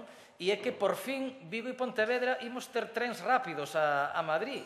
Trens rápidos que nos van deixar nun ámbito de 3 horas e media aproximadamente en Madrid. Por certo, saben coa oposición de quen? Do seu partido, de vostedes, que queren que paren os trens, máis trens, todos os que salen de Pontevedra, que paren en non sei cantas paradas en Castela e León. Sabe por qué? Por facerlle a pelota a Vox e ao Partido Popular de Castela e León, simplemente. Entón, vostede tense que aclarar e ten que decidir que defende Pontevedra ou Castela e León. Pontevedra ou o Partido Popular. E vostede sempre elixe o mismo, que é o Partido Popular, e facerlle a pelota aos seus xefes, non? E no de Altri, pois é exactamente o mesmo, non? Pode falar e tivo que falar de toda esta porquería da que falou simplemente para non falar de Altri e simplemente para non poder explicar o inexplicable, que é que unha bomba ambiental como esa se poda instalar en Galicia, sin nada que xustifique que se terxiversase o proxecto inicial. Que, por certo, foi o momento no que o Partido Socialista, non recordo BNG, vostede di que tamén, foi o momento no que o Partido Socialista e a compañeira que cita vostede, parlamentaria autonómica, e o alcalde das Pontes e outros moitos, defenderon a ubicación de Altri en Galicia. Cando iso era unha fábrica de fibras textís, de fibras ecolóxicas, e que ia supoñer completar o proceso da madeira e de evolucionar o proceso da madeira no noso país vinculado á descarbonización e vinculado á economía verde. Pero, como sempre, terxiversa, conta medias verdades, que ao final son mentiras para facer ver o que non é. Hoxe, o Partido Socialista, afortunadamente, ten claro o que quere facer o PP con Altri en Galicia, que é unha macrocelulosa, e, por tanto, por coherencia co que sempre defendeu, está en contra. Nada máis e moitas gracias. Moitas grazas, señor Puentes. Señora Villaverde Pego, ten a palabra. Mi madriña, señor Domínguez, tocou tantos temas que xa me perdín. Teño que recoñecer que o vexo moi informado, non me extraña despois que non tramite nada na Deputación. Hoxe tamén o vexo in love cos informes técnicos. Acordoulle, pero na súa parte, porque no punto segundo da orde do día do Pleno votou en contra dos informes técnicos non querendo pagar as facturas sin previa tramitación. Aí non lle importan os informes técnicos. Pero, bueno, eu a este respecto diríalle que partimos dun engano con Altri. Falábamos dunha fábrica téxtil e acabou sendo unha macrocelulosa. Eso, señor Domínguez, moi técnico non lle é. Moi técnico non lle é. Falamos dunha bomba ambiental e, efectivamente, o BNG vai a votar que non a unha bomba ambiental. Claro, e repetirémolo moitísimas veces, como se repite nos Mestre Mateo, como se repite nos premios da música, como se repite en Riazor, en Balaídos, en todo o país e en ámbitos moi diferenciados, menos no PP, que non sei que intereses defende, os dos galegos e as galegas non. Pero, como digo, contra unha bomba ambiental, o Grupo Municipal, perdón, o BNG, vai a votar en contra sempre. Vai a decir non.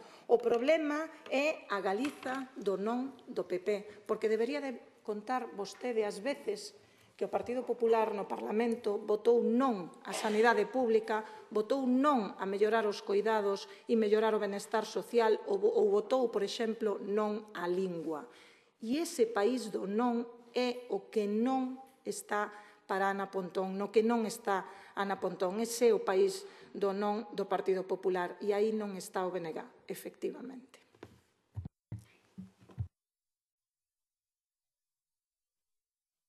Muchas gracias, señora Villaverde. Señor Domínguez Artime, para pechar. Sí, rápidamente.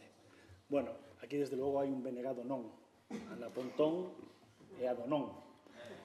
Ana Pontón é a do non a ENCE, Ana Pontón é a do non a Altri, Ana Pontón é a do non ás eólicas, manda truco, que Ana Pontón diga non ás eólicas, Ana Pontón é do BNG do non ás autoestradas, Ana Pontón é a do non a Inditex, é o BNG do non. E cando a xente din que non, ao final quédase sen nada. Pero voulle dicir, Ana Pontón é o non a presidenta da Xunta de Galicia. Fai un ano os galegos puseron Ana Pontón no seu sitio, porque non se pode ir pola vida dicindo que non a todos. Miren, eu voulles dicir, eu quero ser, estou falando en galego porque falo en galego, agora vou continuar. Eu voulle dicir, eu quero ser da Galicia do sí, sempre e cando se cumplan as expectativas e se cumplen os trámites ambientais e administrativos. Sí o progreso, sí o ecoloxismo, sí a unha administración reglada e sí a seguridade xurídica. O país do BNG do non, o país de Ana Pontón do non, é un país que vai ser cada vez máis politizado e un país máis pobre. Polo tanto, eu non quero ser parte dun país de choromicas. Moitas gracias.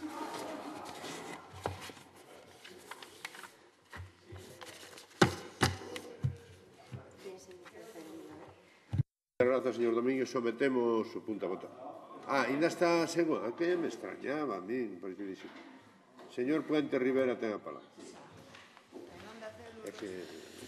Pois non sei se os informes técnicos lle dixeron que tiña que falar en galego no pleno tamén, señor Domínguez, porque como vostede o basea todo en informes técnicos, ou é si porque celebramos o sábado o Día das Letras Galegas e, pois non sei, gustalle máis. É pouco compatible con la ría de Arosa, que a min Arosa soname a un coche, un Seat que había aí nos anos 80, pero pouco máis. En todo caso, tamén para pechar, efectivamente, pois recordar que estamos falando dun proxecto que vai supoñer a incrementar a demanda de eucalipto no noso país en 1,2 millóns de toneladas ao ano, un proxecto que vai supoñer construir unhas chimeneas de 75 metros de altura ao pé do Camiño de Santiago e que recibiu 27.000 alegacións de galegos e galegas a este proxecto que foron absolutamente despreciadas pola Xunta de Galicia. É un proxecto que Greenpeace calificou como un libro de instruccións para atentar contra o medio ambiente no noso país. A vostede, os informes de parte, os abracitos de Feijóo coa dirección de Altri, a colocación dos seus cargos do Partido de Ence e de outras empresas, pois califica os de informes técnicos, asépticos. A nós, os informes de Greenpeace en materia ambiental merecennos algo máis de credibilidade e, por tanto, permítame que me guíe máis por eles que polo que xa se demostrou que no seu caso é unha mentira absoluta desde o mesmo día no que se iniciou o trámite deste proxecto en Galicia. Por certo, poderían sacar do caixón que non ensinaron nunca o proxecto que lle encargaron á consultora finlandesa para ratificar o estudio de ubicación de Altri, porque non o sabemos, a pesar de que no Parlamento de Galicia lle pediron ao Partido Popular en varias ocasións, non sabemos que di ese informe e non sabemos tampouco da posible idoneidade de ubicacións que se barallaron tamén nese informe. En definitiva, agradezo o apoio do Bloque Nacionalista Galego á moción. Non sei se chega máis cedo ou máis tarde do que a portavoz do BNG lle gustaría. En todo caso, poderían ter traído vostedes hai un ano que lle votaríamos a favor exactamente igual, non? Pero tamén respaldamos ese apoio á mobilización en contra da ubicación de Ence en Lourizán, como, por certo, fai o Partido Socialista todos os anos, con participación de cargos públicos e de militantes todos os anos en todas as convocatorias nesta marcha. E, nada máis, agradecer o voto a favor e esperemos que, coa modesta presión que podamos trasladar desde o Concello de Pontevedra, non se perpetre un novo atentado ecolóxico ao noso país e un novo atentado económico á cidadía do noso país e particularmente á ría de Arousa, no que ten que ver coa provincia de Pontevedra, e ao medio ambiente, ao terreo, á masa forestal, no que ten que ver co Concello de Pontevedra. Nada máis e moitas gracias. Moitas grazas, señor Puente. Señora Villaverde Pego ten a palabra.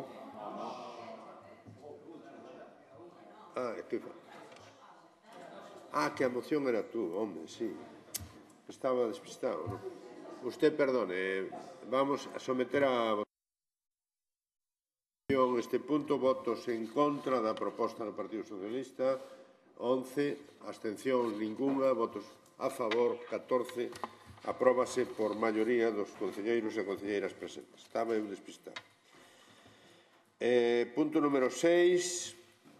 Proposición do Grupo Municipal do Partido Popular relativa á Policía Nacional e Policía Local de Pontevedra. Señor secretario, ten a palabra. O asunto determinouse favorablemente por unanimidade na sesión da Comisión de Réxime Interior, Participación Persoal Xurídica e Xeral de Fondos Europeos do 14 deste mes. Moitas grazas, señor secretario. Señora Pardo Pomar, ten a palabra.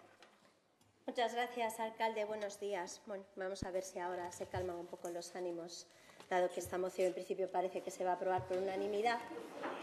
Pero... Lo dice Pepa. Bueno, eso. Dicho lo cual, no sabía que había que traer performance para las mociones, porque si lo llego a saber, pues lo mismo me traigo un uniforme de policía o las esposas para defender los intereses. Bueno, el 20 de enero del 2025 defendíamos en este pleno una moción relativa a la policía local. Lo voy a distribuir en bloques porque esta moción, como todos ustedes saben, engloba dos apartados, uno relativo a Policía Nacional y otro relativo a Policía Local. Bueno, pues el 20 de enero del 25 trajimos una moción a este pleno, que fue aprobada por unanimidad, pese a que el PSOE la tildó de ser una falacia, una hipérbole, y de que en la misma se ofrecían datos que eran mentira, datos que habían sido facilitados por la totalidad de los representantes sindicales de la Policía Local de Pontevedra, y que por parte del BNG se dijo que era alarmista y que ya se estaba haciendo todo, como suele ser frecuente en este ayuntamiento. Se presentan mociones y se dice que ya está todo hecho. Nosotros consideramos que es necesario volver a traer la reivindicación relativa a la policía local del 20 de enero del 25. En primer lugar, que se inste al cumplimiento de ese acuerdo que se adoptó por unanimidad, es decir, que se dote de más medios materiales y humanos a la policía. Se llegó a confundir entre permutas y traslados. Se decía que, claro, que si se iban unos venían otros policías locales, pero es que de lo que estábamos hablando era de que se estaba produciendo una fuga de policías a consecuencia de los traslados que se solicitaban. Se habían ido ya 18, a fecha de hoy son 20, porque se han sumado otros 2 más, y que había 10 posibles peticiones de traslado encima de la mesa, que ahí están. Y esto no ha sido atajado y, por lo tanto, tiene que solventarse este problema, al igual que el que se les doten de los medios materiales que son necesarios. Esos medios materiales ya los pusimos de manifiesto, que era el tema de los vehículos. Aquí se dijo que se iba a adquirir un nuevo vehículo, cierto, pero para el multamóvil, porque realmente ustedes utilizan y alardean de la policía local con fines únicos y exclusivamente recaudatorios, cuando tienen una función fundamental no solamente en el ámbito de mantener la convivencia y la seguridad ciudadana en Pontevedra, algo que se llegó incluso a negar diciendo que carecían de dichas competencias, o bien, pues la verdad que es una falta de conocimiento de la ley o un olvido intencionado de las competencias que tiene también atribuida la policía local. Por lo tanto, entendemos que seguimos reclamando que se les dote de los medios materiales dignos, sobre todo porque además es que estamos en un momento en que los delitos y los índices de criminalidad se encuentran al alza, como ha denunciado los diferentes sindicatos policiales, tanto de Policía Nacional como de Policía Local, y especialmente en determinados ámbitos y relacionados con el consumo de drogas en determinados puntos que han denominado como puntos negros de la ciudad. Es cierto que en cuanto a policía local, que se ha anunciado y ya se ha formalizado la compra de la nave de Fenosa para trasladar allí lo que se va a considerar como el nuevo edificio de emergencias, lo cual pues es para celebrar porque estamos todos de acuerdo en que se lleve a cabo ahí, pero sí que es cierto que mientras esto no se lleve a cabo, no sea efectivo, pues habrá que mejorar las condiciones, especialmente las de salubridad, en las que se encuentra la actual dependencia de la policía local de Pontevedra. Por eso yo les pido que actúen, que cumplan el acuerdo plenario del 20 de enero y que, evidentemente, mientras no se lleve a cabo ese traslado de la policía local al nuevo edificio de emergencias, que no va a ser mañana, ni pasado, ni en un mes, ni en 2, ni en 3, porque hay que arreglarlo, pues entonces que se garantice que prestan en condiciones dignas sus funciones. Por otro lado, en lo que a la Policía Nacional se refiere, lo que estamos haciendo aquí es trasladar las peticiones de las mismas, demandas que son ya históricas y por todos conocidos, como es la necesidad de la creación o construcción de una nueva comisaría de Policía Nacional, pero también la realidad es que en tanto en cuanto esa creación de la nueva comisaría nacional tan anunciada por parte del subdelegado del Gobierno, pero que nunca se acaba de concretar, de hecho, de momento no sabemos si consta o no en el Plan de Infraestructuras de Seguridad del Estado para el año 2025, porque a fecha de hoy no está, pues mientras tanto tendrán que garantizarse que puedan desarrollar sus funciones en condiciones dignas.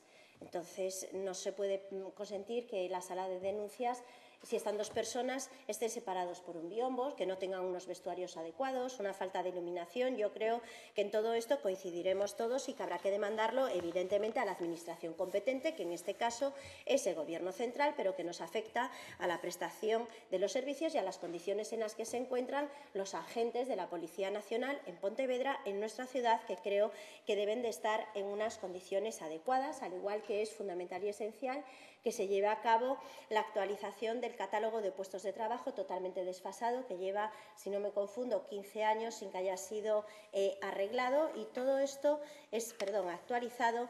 Y todo esto son cuestiones esenciales, como que tengan materiales dignos y adecuados, que no tengan que desempeñar sus funciones en un parking porque no caben, que no tengan que hacer lo que se conoce como chaleco caliente porque no haya chalecos individuales para cada uno de ellos.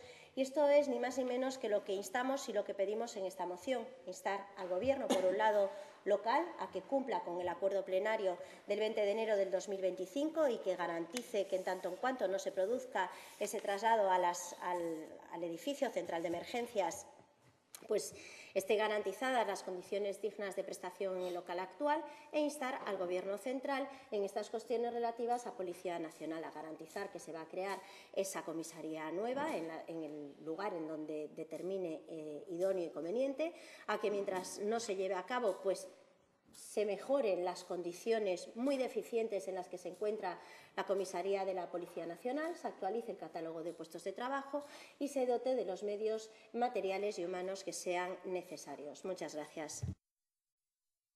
Muchas gracias, señora Pardo. Señor Fariña Casanova ten a palabra. Gracias, alcalde. Bo día a todas e a todos. Como xa anticipamos na Comisión de Réxime Interior, o noso voto vai a ser favorable, pero gustaríame facerlle dúas pequenas apreciacións, señora Pardo. Como vostede dixo, a súa moción ten dúas partes claramente diferenciadas. A primeira, da Policía Local, remítese vostede ao pleno do 20 de xaneiro, no que todos, por unanimidade, aprobamos. Xa lle dixen nese pleno que o problema non era que estiveramos un non de acordo co que reclamaban os sindicatos policiais, que xa lle dixen, como vostede falan, con nós tamén. O problema de fondo é que vostede acúsanos a nós de facer unha performance. Vostede fai sempre unha performance. Hiperboliza todo o que fai. Nese día, poñía en valor o papel solicitábamos poñer en valor o papel da Policía Local, coido que eso non temos ningún problema ninguén, incrementar o personal da Policía Local, garantir a presencia de patrullas a pé, garantir os medios materiais. Señora Villaverde, tome nota, que igual se lle esquece, a que goberna vostede. Pero, señora Pardo, non lle vou dicir, como diría o seu discípulo, isto xa se ten debatido, senón que pedir é moi fácil. Pero que conseguiron os concelleiros do Partido Popular e as concelleiras do Partido Popular para a Policía Local de Pontevedra, para os pontevedreses e para as pontevedresas? E máis, vostede, que leva defendendo este tema no seu partido dende que está na corporación, que conseguiu vostede? Xa lle digo eu, nada. Non conseguiu nada. É moi fácil falar. O difícil é baixar o barro. Bueno, o barro, de barro sabe moito o señor Domínguez. O difícil é negociar e traballar por Pontevedra, pola súa policía, non por un mesmo. Fagan por unha vez, fagan unha oposición responsable. Os pontevedreses hanllo agradecer. E igual, ata yo teñen en conta. Na segunda parte, no caso da Policía Nacional, aí comprendo a moito máis. E máis, comprendo por fin por que no meu partido non se permiten ter dous cargos. Para evitar cousas como fai vostede nesta moción, e equivocarse claramente de foro. Este non é o Senado, o señor Lores non é Pedro Sánchez, nin a señora Villaverde Grande Marlasca. Por moito que o señor Domínguez e vostede queiran que eso ocurra sempre neste pleno. Trae este pleno unha proposta na que este pleno, permítame, non é demasiado competente. Non vou dicir, como di o señor Domínguez, que non é importante para Pontevedra, porque sí o é. Pero competencias, moitas non temos. Eso sí, ten un punto 3 que trasladarlo ao Goberno de España. E eso, para forrarlle traballo, porque claro, con dous postos de traballo e con tanta confusión, igual lle costa, trasladeillo directamente á subdelegación do Goberno. Esta foi a resposta. A nova comisaría de Pontevedra é unha bella necesidade que nace dende o mesmo momento da súa construción, cunhas características inadecuadas en pleno centro da cidade e sen garaxe.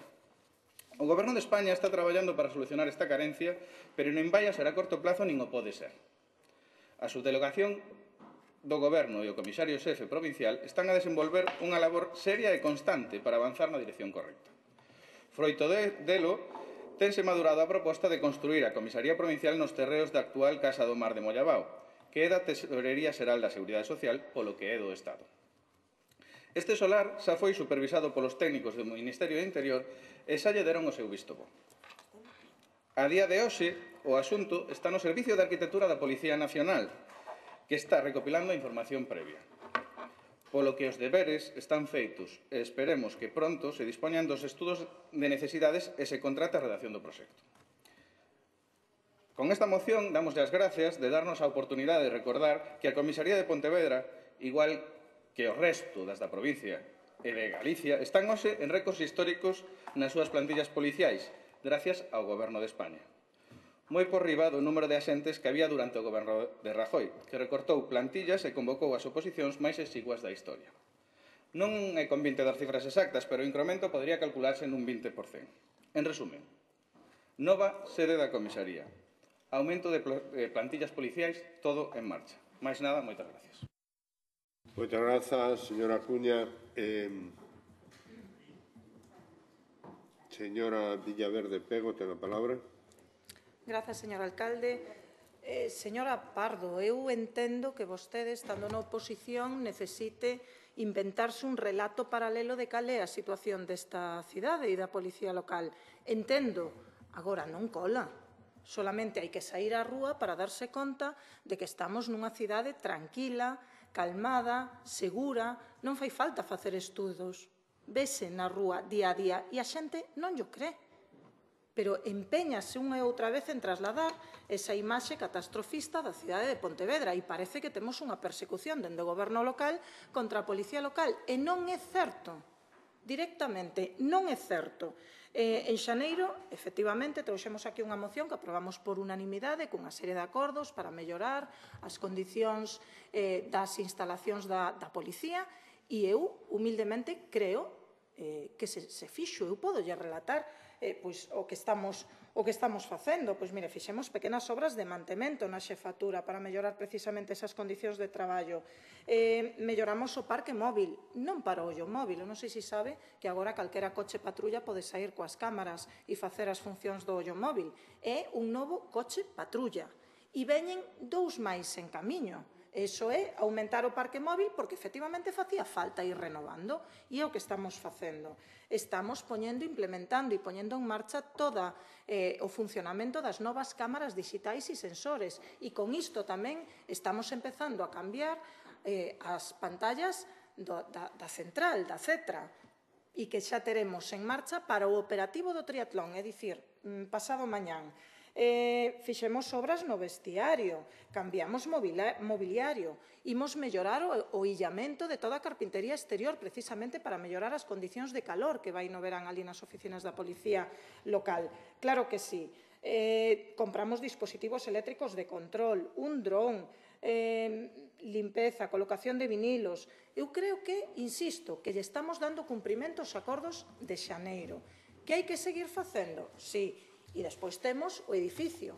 Bien, o edificio de emerxencias. Sabe vostede que se asinou, por fin, a escritura de propiedade o luns pasado na notaría. Non me dou moita marxe aínda a facer moitas cousas. Estamos niso, xa nos adiantamos, xa encargamos, dixemos que se fixera o plan de usos. Vamos a empezar cos traballos de limpeza, de desentullo, para precisamente poder ver con máis claridade como está a parcela, como están os accesos, como están en profundidade os edificios e como se poden abordar os proxectos dos diferentes edificios. Niso estamos tamén. Na policía, eu recoñecinlle en máis de unha ocasión que, efectivamente, o edificio que teñen agora abaixo, pois hai que mellorar as condicións e non se adecúa ás necesidades das novas funcións da policía e tampouco da plantilla, porque, aínda que se empeñen en decir que non, pois variou sustancialmente desde que se marcharon para ese edificio. Efectivamente, quedalles pequeno, porque son máis, aínda que se empeñe tamén en dicir que non. Ben, eu lle reconocín. Vamos a traballar nesa dirección. Aprobamos unánimemente a parcela de arriba para esta fin. As vacantes estánse cubrindo puntualmente todos os anos. Cando sacamos oferta e convocamos todas as vacantes que existen na policía. Sabe vostede tamén que lle leva o seu tempo polas características das prazas e dos postos que efectivamente necesitan tempo de formación e de prácticas e seguir a tramitación e o procedimento que establece a Academia de Seguridade. Pero estamos facendo, e tamén concordará comigo, que non podemos aumentar a plantilla mentres non teñamos cubertas todas as vacantes. Unha vez cubertas as vacantes, pois analizaremos a necesidade de ampliar ou non a plantilla da Policía Local de Pontevedra, que, por certo, está traballando ben. Está traballando ben na cidade. Entón, non sei por que se empeñan sempre en poñer todo patas para arriba e todo está fatal. Os traslados, ben, neste período, neste mandato, foi a mesma xente que se veu. Falo de traslados. Para aquí tamén tiñamos en riba da mesa unha praza de mobilidade para que había 8 persoas que solicitaban vir. Eu non creo que sexa un destino tan malo cando para unha praza se presentan 8 policías. Non creo que sexa un destino tan malo, porque parece que están nunhas condicións, según a señora Pardo, un pouco menos que infrahumanas. Pois non, estamos traballando en melloralas, imos facer un novo edificio de emerxencias e vamos a traballar, mentras tanto, para que as súas condicións, tal e como di esta moción e como aprobamos xa en xaneiro, vayan sendo acordes. Na Comisaría de Policía non temos que decir moito máis, depende da subdelegación, imos a votar tamén a favor. Sempre consideramos que o edificio da Comisaría de Policía no medio das vivendas e no centro da cidade non era o sitio máis acaído, polo tanto, estamos de acordo, a parte de que se non é suficiente que se leve para outra zona. Imos votar a favor e que se cumplan todas as condicións que necesiten para poder traballar con dignidade, como di a señora Pardo. Así que ten o noso voto a favor nesta moción, igual que tivo en xaneiro, porque se ve que quere volver a aprobar os mesmos puntos, pois volvemos a aprobar de novo esta moción e engadímoslle o da Policía Nacional sin problema ningún.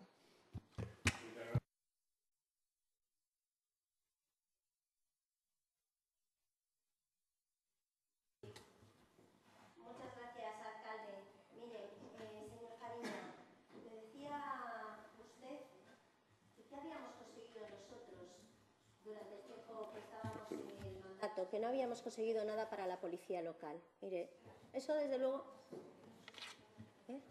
No, está. ¿Sabe qué fue lo que conseguimos? Dignidad.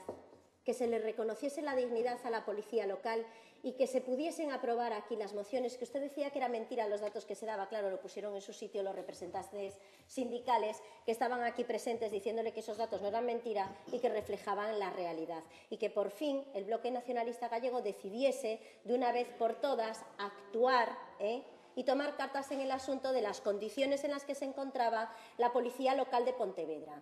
Que los trabajadores de este ayuntamiento siempre han sido denostados, incluso cuando ustedes estaban gobernando con el BNG, ¿recuerdan? Cuando se les insultaba, porque reclamaban condiciones dignas para la policía local y se les decía que eran unos machirulos. ¿Dónde estaban ustedes? ¿Dónde estaban ustedes? En su silloncito a buen recaudo. Ahí estaban ustedes. Así que lo de que hemos conseguido, pues ya se lo acabo de contestar. Y por otro lado me dice usted que, claro, que menuda moción traigo aquí y que además que es que qué bien ha hecho Pedro Sánchez en decir una persona o un cargo. Se ve que solo para el PSOE de Pontevedra porque no le reconocen a usted capacidad para poder asumir 2 puestos de trabajo diferentes. No lo tienen, porque al PSOE de Vigo, desde luego, 2 e incluso 3. O sea que solamente le afecta la capacidad de los cargos al PSOE de Pontevedra. Fíjese usted por dónde. Y luego son ustedes, y lo acaban de demostrar, unos auténticos vendehumos. La comisaría ya está. Los agentes, el número de agentes ya está arreglado. Mire, a usted se lo dirá el subdelegado del Gobierno, pero yo lo digo lo que dice por escrito el ministro de Interior, el señor Marlaska, ¿vale? Directamente, como estamos aquí cuestionando, en relación con la pregunta formulada, se señala que el edificio de la Comisaría Provincial de Pontevedra no requiere de intervención inmediata para la correcta prestación de servicios, encontrándose en pleno funcionamiento. Es decir, el señor subdelegado dice que la comisaría está la más deficiente de toda Galicia, porque así lo ha dicho públicamente, y ahora le sigo en la siguiente parte, y el ministro dice que no necesita ninguna intervención. Igualmente venden que va a crear la nueva comisaría en el solar de la Casa del Mar, que el actual edificio será demolido y que va a tener varios parques. Pues fíjese lo que dice la construcción. Así, en este momento, diciembre del 2024, no existen previsiones concretas sobre la posible construcción de una nueva comisaría en Pontevedra. Eso lo dice el ministro. Entonces, diga a la Abel Losada que se siente y que hable con Marlaska, porque realmente se ve que no están en el mismo punto. Y nos remiten, para ver si se va a hacer o no una nueva comisaría, a lo que yo le decía, el Plan de Infraestructuras de Seguridad del Estado del 2025, que de momento no está, ni se le espera. Entonces, eso, palabras que se las lleva el viento, vendehumos, sin más. Aquí no hay nada e insistan, por favor, en que se haga de una vez por todas. Del BNG, pues mire, sí, insistiremos todas las veces que sea posible para que la Policía Local de Pontevedra esté en condiciones dignas. Y siguen haciendo lo mismo, negar la realidad de una existencia, de un problema de convivencia cívica en Pontevedra. ¿Ustedes no pisan la calle de Pontevedra? Y claro que la Policía Local y la Nacional hacen una gran labor, pero ustedes se niegan a convocar la Junta Local de Seguridad. Y ustedes tienen que atajar este problema de dos formas. Tienen que atajarlo de dos formas. La primera, social, que ya se lo dijimos, reforzando los servicios sociales, porque es una vergüenza lo que está pasando en Pontevedra. Refuercen los servicios sociales, por favor, y den a estas personas la asistencia que necesitan. Y, en segundo lugar, con la policía reforzando las patrullas a pie de calle. Es que ustedes están haciendo dejación de funciones. Dice ahora que la va a convocar mañana a las 9 de la mañana. ¡Aleluya! Porque nosotros lo hemos pedido yo no sé cuántas veces. Y ni siquiera se dignan a contestarnos por escrito si la van a convocar o no. Y les hemos pedido que convoquen también un Consejo Local de Seguridad y tampoco les da lo mismo. Y ahí están sin coordinar Policía Local, Policía Nacional, Servicios Sociales. Ustedes no están a lo que tienen que estar y hacen dejación de funciones. ¿Que votan a favor? Gracias. Cúmplanlo. No se conviertan también en vendehumos como el Partido Socialista. Muchas gracias. Muchas gracias, señora Pardo.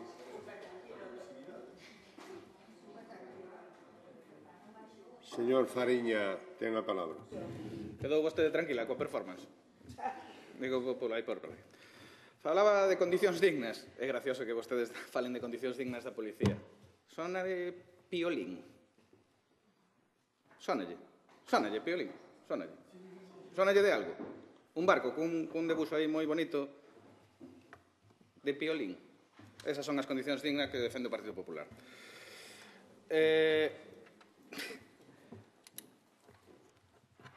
Tanto hiperboliza, tanto fai, que está empeñada en decir que a cidade de Pontevedra non é segura. E iso, flaco favor lle fai a Policía Local e a Policía Nacional.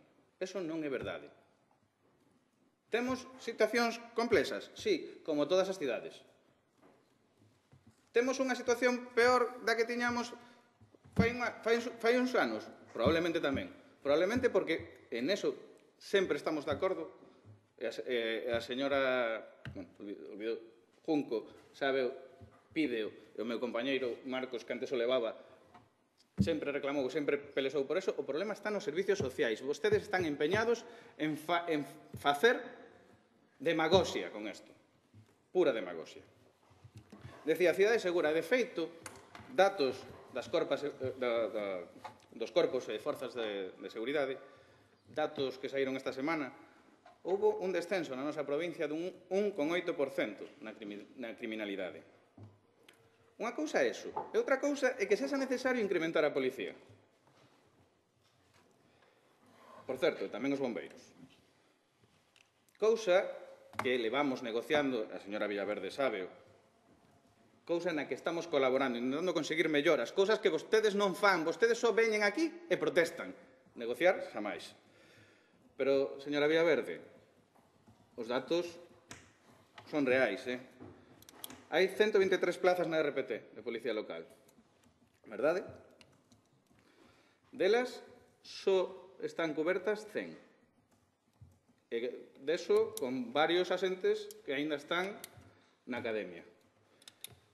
Segundo datos das Forzas e Corpos de Seguridade do Estado, sabe cantos policías deberían haber por cada 1000 habitantes? 1,8. Sabe canto suporía eso en Pontevedra? 148. Co cual non podemos falar de que estamos sobraos. Temos que seguir traballando e neso contará co Partido Socialista. Nada máis e moitas gracias.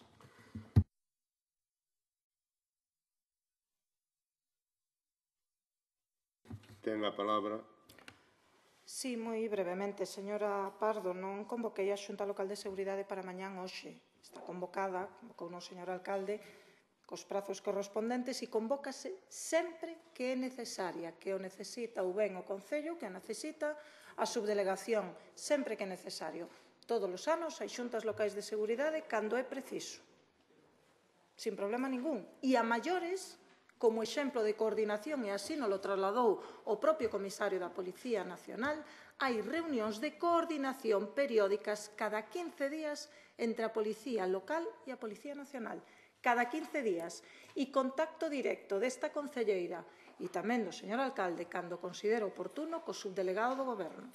Sempre. O sea, non hai un problema de coordinación. Vostede o que quere é crear chiringuitos, non se sabe para qué, para botar tempo, que si a Comisión de Seguridade, que si a outra, que si convocar. Haberá que convocar e ter reunións cando son necesarias e para ser útiles, non porque lle apeteza ter máis chiringuitos ao Partido Popular.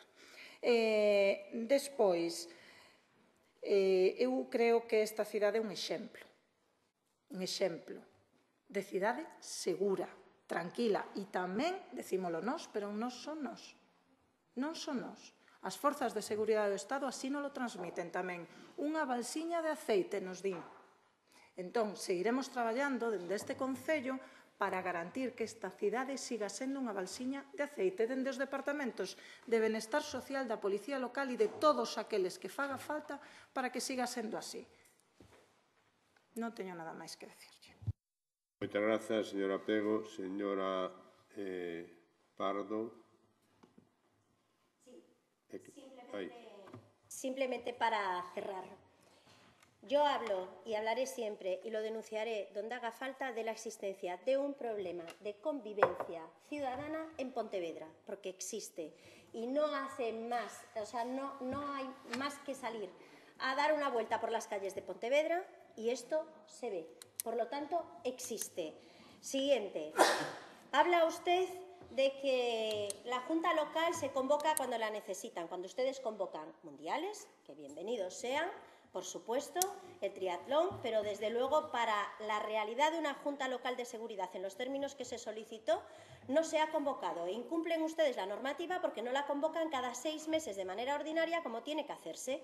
Y entonces eso lo saben a la perfección que no se lleva a cabo y además así también se nos ha trasladado desde los diferentes cuerpos que tienen que acudir.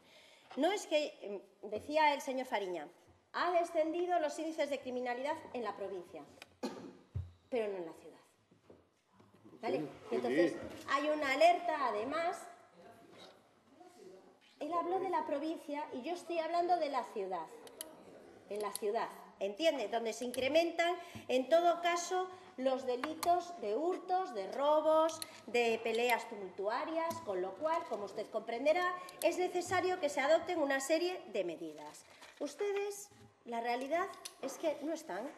Son, como yo les digo, y vuelvo a reiterarlo, los vendehumos de todo ya está hecho, los vendehumos de ya se ha llevado a cabo el incremento de la Policía Nacional, de los agentes. ¿Saben cuántos corresponden a Pontevedra de ese incremento? 4. ¿Sabe cuánto corresponde para Pontevedra para que salgan a la calle de esos 4? 0. Pues así sí que estamos. Bueno, ustedes sigan defendiendo al ministro indigno de Marlaska, que todo lo que hace es ponerse en contra de las fuerzas y cuerpos de seguridad del Estado y así nos irá de bien. Y realmente lo que tienen que hacer aquí es dignificar a la policía local, que desarrolla una labor maravillosa y a la que ustedes todavía no han pedido perdón por lo que dijeron en el mandato pasado. Absolutamente nadie. Así que seguimos esperando. Muchas gracias. Moitas grazas, señora Pardo. Sometemos o asunto a votación. Votos en contra da moción, ningún. Abstencións, ninguna. Votos a favor, 25. Apróbase por unanimidade. E pasamos ao punto número 7, proposición do Grupo Municipal do PSDG-PSOE en relación ao impulso e construción da vía verde das Rías Baixas, Vilagarcía, Pontevedra, Vigo. Señor secretario, ten a palabra. O asunto determinouse favorablemente na sesión da Comisión de Mobilidade, Infraestructuras, Obras e Servicios do 29 do 4, cos votos a favor do BNG e do PSDG-PSOE e en contra do Partido Popular. existe unha emenda presentada así mesmo en prazo por parte do Grupo do Partido Popular. Moitas grazas, señor secretario. Señor Puentes, sí? Señor Puente Rivera, ten a palabra.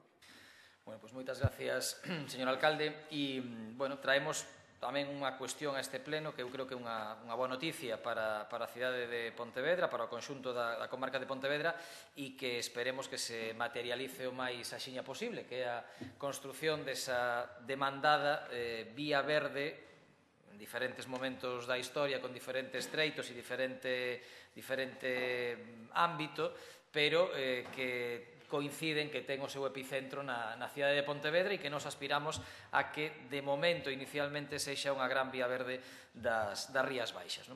E todo isto ven a raíz de que, afortunadamente, e por fin, o Goberno de España, a través do Ministerio de Transportes, comunica que parece que xa é posible o desbloqueo dos 14 kilómetros de vías en desuso entre Pontevedra e Arcade para facer esa infraestructura verde, esa senda peonil e ciclista entre o noso Concello e o Concello de Soutomaior, aproveitando o trazado vello do ferrocarril. En todo caso, isto non é máis que un pequeno treito do que esta moción plantea, porque xa o Concello de Pontevedra e particularmente desde as áreas de goberno do Partido Socialista no anterior mandato municipal xa se estaba a traballar en extender a vía verde do Salnés, a única que, xunto coa de Vigo Chapela, funciona de xeito efectivo na provincia de Pontevedra, estendela ata a cidade de Pontevedra a través de Caldas de Reis para ter un primeiro aperitivo entre Pontevedra e Vilagarcía de Arousa. Froito diso, en febreiro do ano 2021, os gobernos de Pontevedra e de Vilagarcía xuntámonos con representantes dos gobernos de Caldas e de Portas e de Barro para manifestar a nosa vontade de ampliar esa vía verde e para pedirlle á Xunta de Galicia, a Diputación Provincial de Pontevedra, que, igual que fixeran na vía verde do Salnés, é certo que con diferente nivel de entusiasmo, a Diputación de Pontevedra financiando desde o primeiro momento e a Xunta de Galicia trancas e a barrancas, pero que, igual que fixeran na vía verde do Salnés, financiasen tamén esta infraestructura. Froito dese acordo entre Vilagarcía, Pontevedra, Caldas e Barro, redactouse posteriormente xunto co colectivo Pedaladas unha proposta de trazado para eses 15 kilómetros que hai entre Portas e Pontevedra, que non teñen prácticamente tramos de vías en desuso, salvo a ponte vella do ferrocarril sobre o Lérez, para, aproveitando sendas forestais, aproveitando o Camiño de Santiago e outros camiños que máis ou menos discurren paralelos á vía do tren, poder facer realidade esa extensión hasta a cidade de Pontevedra da vía verde do Salnés. Ademais desa proposta con Pedaladas, fíxose xa unha memoria valorada que estimaba en algo máis de 2 millóns de euros o custe total desta execución e falouse co Goberno de España, coa Fundación dos Ferrocarrís Españois, que é de quen dependen as vías verdes no noso país, para trazar definitivamente esa proposta de senda e para, sobre todo, asegurarnos de que, aínda que non se aproveitasen vías en desuso do ferrocarril, puidese ser incorporada con plenitude de dereito á rede de vías verdes de España, cousa que desde a Fundación do Ferrocarril se nos confirmou e se traballou. E, por último, tamén, no mandato anterior, dentro do Plan de Sustentabilidade Turística en Destino que se solicitou ao Goberno de España e á Xunta de Galicia, lle foron adxudicados ao Concello de Pontevedra case 700.000 euros de fondos Next Generation para, no tramo municipal, no término municipal de Pontevedra, poder trazar esa senda e poder executar o que nos dese con ese orzamento entre a estación do ferrocarril e o límite co Concello de Barro, algo no que se seguiu traballando neste mandato e que entendo que está próximo a que se licite e se execute esa obra. Por tanto, non estamos falando de desexos, non estamos falando de utopías, non estamos falando de quimeras, estamos falando dun traballo responsable xa por parte dos concellos e, ademais, isto me alegra dicilo, de diverso signo político. Aquí hai concellos do Partido Socialista, concellos do Bloque Nacionalista Galego e concellos con alcalde do Partido Popular que estiveron durante os 4 anos anteriores traballando na mesma liña para facer realidade esa vía verde e, polo menos, traer ata Pontevedra a vía verde do Salnés á espera de que se desbloquease o treito entre Pontevedra e Arcade, que agora, por fin, o Ministerio de Transportes nos di que é posible desbloquear. Por tanto, temos unha oportunidade histórica, que é xa non só traer a vía verde do Salnés ata Pontevedra, senón continuar en vía verde cara ao sur, aproveitar esas vías antigas do ferrocarril ferrocarril para chegar ata a estación de Arcade e tamén traballar na parte que está máis verde neste momento, que é no trazado entre Arcade e Chapela, xa para conectar definitivamente Vigo con Vilagarcía, insisto, con epicentro en Pontevedra, e dar lugar a esa gran vía da Vía Verde das Rías Baixas, unha infraestructura que suporía ter na nosa provincia a maior vía verde de Galicia, e non só de Galicia, a maior vía verde en extensión de todo o noroeste de España. Unha oportunidade, desde logo, de recuperación de patrimonio, pero tamén de desenvolvemento económico, tendo en conta os bons datos de utilización de algo moitísimo máis pequeno, que suma apenas 9 kilómetros, que é a vía verde entre Vilagarcía e Portas. Pois multiplicaríamos con moito esa infraestructura para dinamizar e para mover tamén a economía dos concellos implicados. E para isto fai falta a vontade dos concellos, que xa existe, pero fai falta a vontade dunha administración superior que supla as necesidades financeiras dos concellos máis pequenos, fundamentalmente. Insisto, Pontevedra ten unha boa parte do seu problema resolto, falta outra, e que tamén lle dé a entidade a xestión posterior e uniformidade a xestión posterior desa vía verde. E entendemos que ten que ser a Deputación Provincial de Pontevedra e que ten que ser a Xunta de Galicia, seguindo, insisto, o modelo da vía verde do Salnés antes do ano, polo ano 2020 aproximadamente. Por iso que planteamos na nosa moción é solicitar ao Ministerio de Transportes, Mobilidade Sostible a cesión definitiva das vías en desuso entre Pontevedra e Arcade, instar ao Goberno da Deputación Provincial a que faga isto, instar tamén ao Goberno da Deputación Provincial a que se comprometa a construción da vía verde das Rías Baixas, executando todos os tramos pendentes entre Portas e Chapela para conectar xa coa vía verde que ven desde Vigo. Terceiro, que se dirixa a Deputación á Xunta de Galicia para que se asine un convenio para a redacción dos proxectos, a execución material dos treitos de vía verde que quedan pendentes todavía, e que tamén o Goberno galego asuma como mínimo o 35% do importe da obra, que foi unha porcentaxe similar a que asumiu na vía verde do Salnés. Que desde a Diputación Provincial se dirixan ás alcaldías de Pontevedra, Vilaboa, Soutomaior, Portas, Caldas de Reis e Barro para asinar o oportuno convenio de colaboración de cara a desenvolver esta infraestructura. E, por último, instar a Presidencia da Deputación a iniciar o estudo para conectar esta nova infraestructura coa vía verde Vigo-Redondela, é dicir, o trazado entre Arcade e Chapela. Hai unha moción, unha emenda, presentada polo Partido Popular que nos entendemos que é perfectamente asumible. Entendemos, insisto, que o que se pide xa está incluído no contido da moción do Partido Socialista, pero se o PP entende que queda máis claro redactado deste xeito, non temos ningún problema en incorporar a nosa moción e, por tanto, se acepta esa emenda. Nada máis e moitas gracias. Moitas grazas. Señor Mosquera Lorenzo, ten a palabra. Grazas, señor alcalde. De verdad que chegado xa esta hora e dadas as voltas que dou o pleno, pois hai que reaxir para poder intervir. Porque, claro, eu comprendo que os grupos da oposición teñan que agotar o seu cupo de presentar enmendas, pero presentar en xaneiro, agora mesmo, 4 meses despois, cando está, foise un ritmo elevado, hai que botar manda, non do... A ver que hai por aí, vamos a presentar enmenda, e veña, despois a darlle voltas e tal, e, realmente un sufre así certo baixón. Como igual que esta moción xa foi debatida na Diputación, e, creo que está perfectamente xustificado o posicionamento de cada quen, e, polo tanto, creo que, está ben, hai que discutila aquí outra vez. Eu supoño que estaremos outra vez, digo por salir un pouco da argumentación, porque xa está dada todo públicamente, reiterada, estaremos outra vez a presentar unha emenda ao Partido Popular o que pasou no pleno pasado, que na Diputación, con respecto de Montecelo, o PP votou en contra e aquí votou a favor. O señor Domínguez ten aí, mira que está cerca a Diputación de aquí, está cerca, pero no tránsito dalle tempo a cambiar de idea, non? E nesto pasará igual, porque eu non entendín por que se votou en contra na Diputación, nin entendo porque na Comisión se votou en contra. Preguntei, pero por que se vota en contra? Pois se vota en contra, non? E agora, supoño que ao presentar esta emenda votarán a favor. Benvido sexa, estes bailes, non? Eu teño que dicir neste caso que non entendín por que na Diputación se votou en contra e,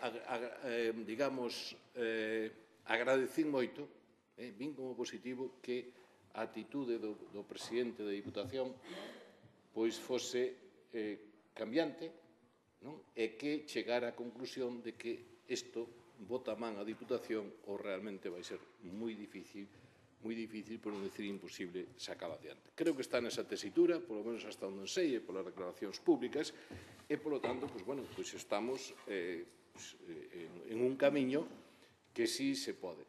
Non vou entrar se isto vai ser unha vía verde, unha senda verde, porque daqui a Barro, que prácticamente da estación de Pontevedra hasta Portas, prácticamente non se pode utilizar nada do que está, co cual, pois non sei se é unha vía verde ou é unha senda verde, dácheme exactamente igual o asunto que o haxa é que se faga, pero mesmo hai unha cantidad, por exemplo, a ponte entre Ponte Sampaio e Arcade.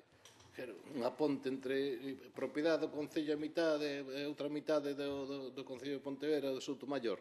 Non parece razonable, non parece.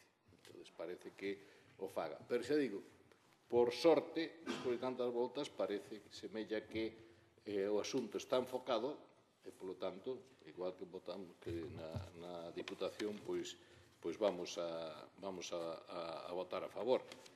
Queda bastante por facer, que hai puntos que é moi fácil, votamos man do Camiño de Santiago, votamos man das vías vellas, para outros puntos en que o asunto vai ter mismo atravesar Arcade ou algúns puntos en Pontevedra ou tal, van ter a súa complexidade, que habrá que estudarlas, evidentemente, se non hai feito ningún estudo serio, ningún proxecto, máis que, máis ou menos unha idea, pouco máis hai, pois queda moito por facer. Pero, bueno, cando antes empecemos, antes será posible.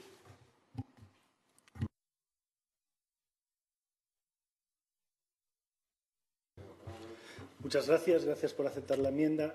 Trasladarles, y voy a ser muy breve para que quede así conciso, trasladarles el compromiso público adquirido por el presidente de la Diputación para que una vez el Ministerio habilite esas vías, acometer inmediatamente de la forma que sea posible y precisa, con fondos, por supuesto, la vía verde. Por lo tanto, es un compromiso del presidente de la Diputación acometer esta vía verde. Va a hacer todo lo posible. Efectivamente, como dice el señor Mosquera, hay muchísimos pasos previos, entre ellos que el Ministerio ceda el recorrido, y creemos que es una cuestión positiva y por eso vamos a votar a favor. Muchas gracias.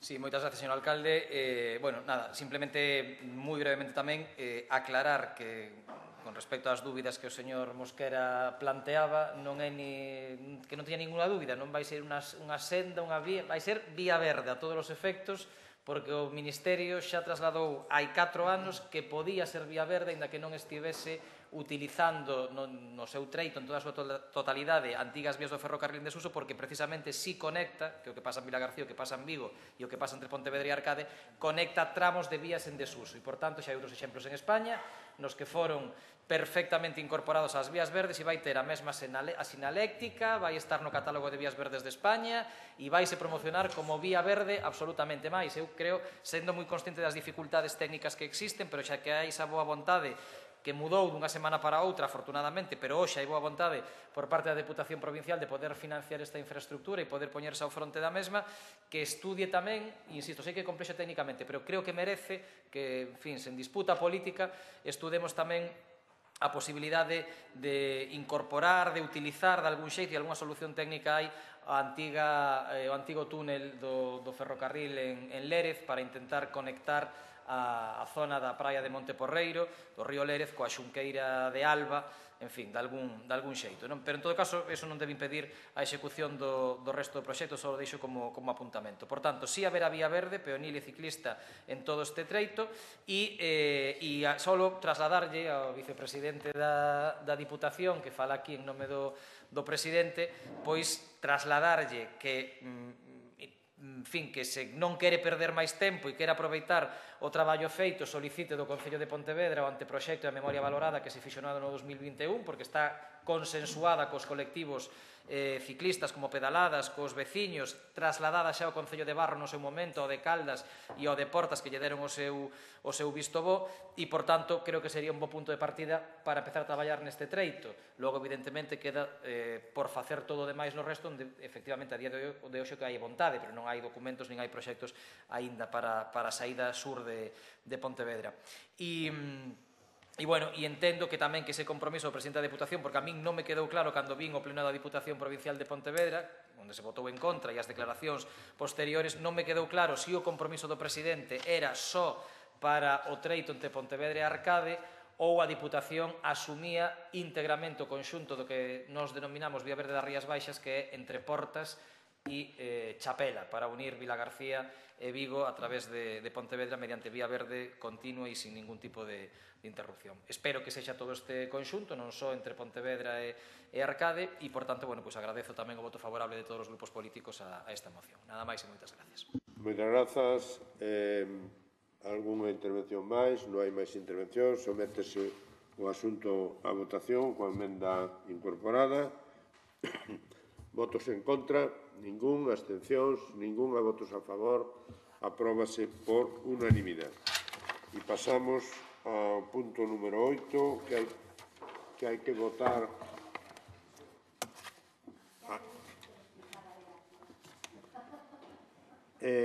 Hai que votar a urxencia, señor Domínguez, señor Puentes, a urxencia desta moción, proposición do Grupo Municipal do Partido Popular para a creación do rexistro de persoas electrodependentes no Concello de Pontevedra. Señor secretario, hai ditamen? Non hai ditamen, pero hai unha emenda que está presentada fora de Pero prazo. entón xa o discutemos. Queres dicir algo? Di algo, di. Si, non. Di algo. Non é para que os saiba. Presentouse unha emenda polo grupo do PSDG-PSOE e como se lle mandou a todos os portavoces ou a través do correspondente correo electrónico, a emenda en puridade estrictamente está fora de prazo por unha fracción mínima. Como decida...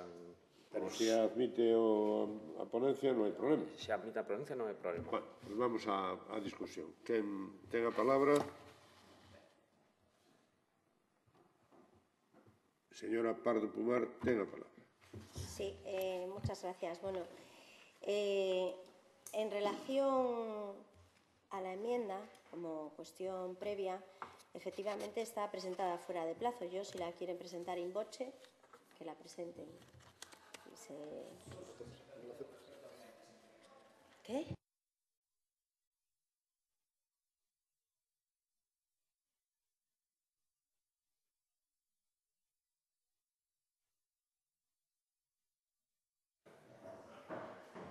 Sí, a ver, a emenda nos compartimos plenamente o informe do secretario.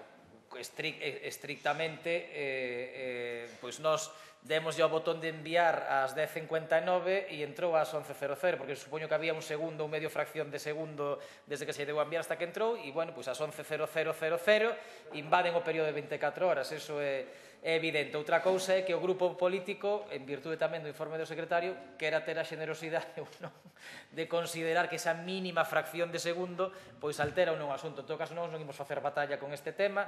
Se o Grupo Municipal do Partido Popular o acepta, perfecto, e se non o acepta, pois presentámola en voce e xa está, coas consecuencias diferentes que ten tamén, claro, a hora de votar e a hora de incorporar ou non a moción. Pero vamos, que non imos facer batalla deste asunto, simplemente quería aclarar iso.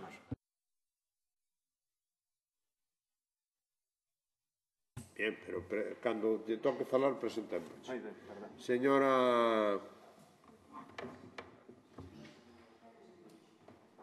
Pardo, ten a palabra. Dios bendito, non me sale aquí. Dalle outra vez, fai favor. Aí está. ¿Ya? Sí. Bueno, muchas gracias, alcalde.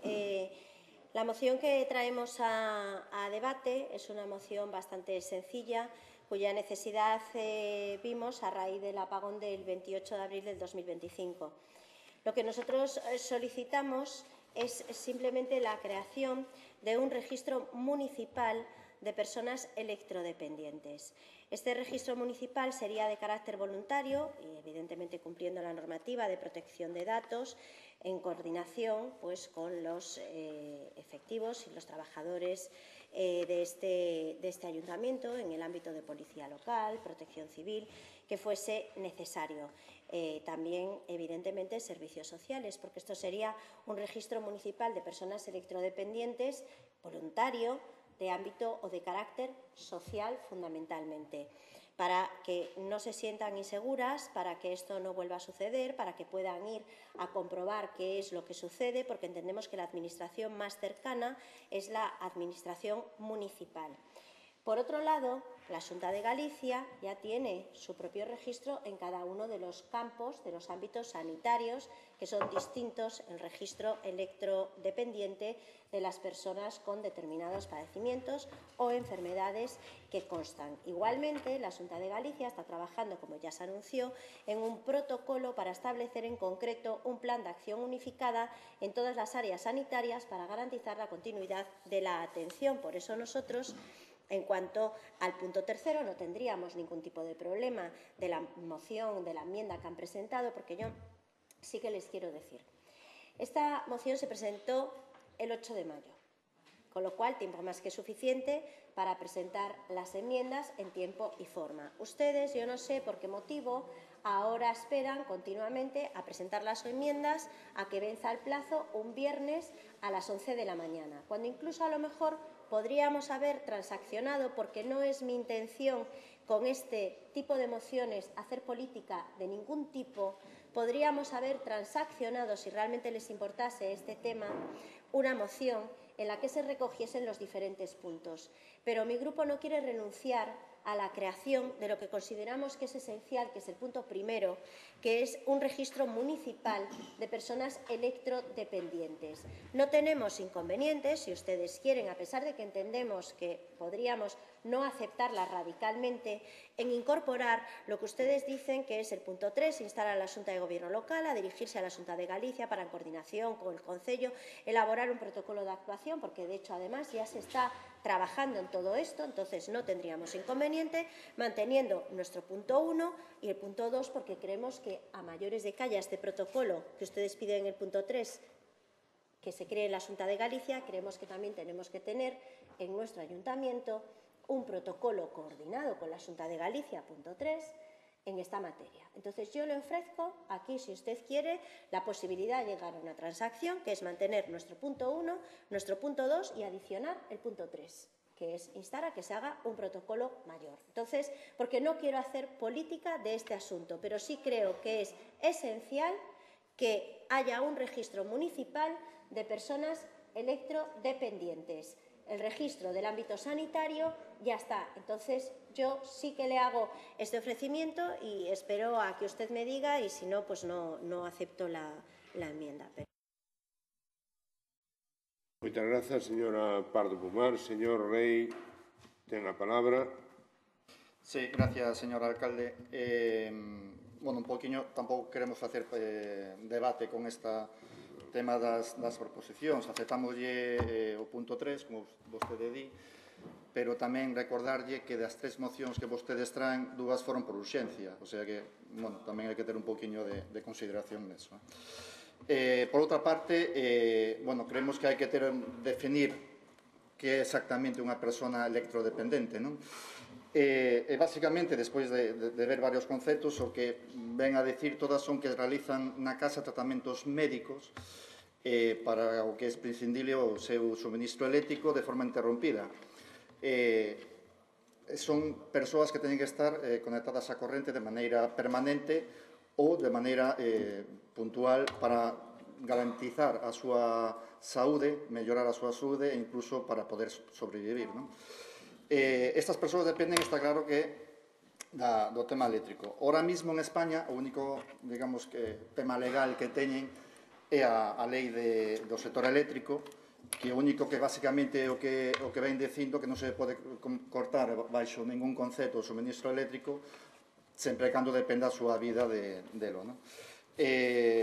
Pero hai unhas iniciativas, vou recordar, do 2023, do 26 de decembro, que é o defensor do pobo de España, Ángel Gabilondo, que emitiu unha serie de recomendacións dirixidas á Secretaría de Estado de Emerxencia, co objetivo de regular a figura de electrodependente. Básicamente, bueno, digamos que eran 5 puntos, no que se pedía a regularización da figura do paciente electrodependente, se pedía a creación dun registro de pacientes electrodependentes, protección de datos persoais, estamos falando de datos sensibles, agilidade na tramitación, e falaba tamén un punto que era o papel das administracións autonómicas.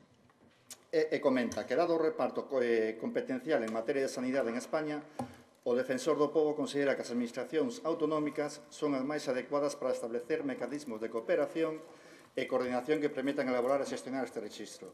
Estas administracións poderían validar as solicitudes presentadas polos interesados e coordinar coas empresas distribuidoras de electricidade para garantir a suministración continua a estes pacientes. En abril do 2024, o Grupo Parlamentario Socialista presentou tamén unha proposición non de lei no Congreso para regular e definir a situación de electrodependencia. Esta iniciativa foi aprobada o 28 de maio do 24 na Comisión dos Dereitos Sociais de Consumo. Básicamente eran 3 puntos, que era garantir que non se poida cortar a suministración eléctrica a estas persoas, facilitar o acceso a bonificacións na tarifa eléctrica e un punto bastante importante que era proporcionar dispositivos que aseguren a sustensión en casos de cortes programados ou imprevistos como equipos electróxenos ou sistemas de alimentación interrompida. Aí sí que houve unha emenda que foi do Partido Popular, do Grupo Parlamentario Popular, que pediu regular a figura do paciente electrodependente de acordo coas comunidades autónomas en coordinación cos representantes afectados polas súas familias. Está claro que non existe un registro, está claro que hai que facelo, e estamos claro que os concellos tamén teñen que colaborar con estes pacientes e estas persoas. Poden axudar, como comentaba vostede, de identificar a persoas electrodependentes do seu concello, de remitir esa información á comunidade autónoma, neste caso a Xunta de Galicia, poden incluir estas persoas nun programa de atención prioritaria, seguindo o seu apoio domiciliario a través dos servicios sociais. En caso de situacións de corte de luz, poden ser prioritarios ter localizados esas persoas, eses pacientes, para poder atendelos.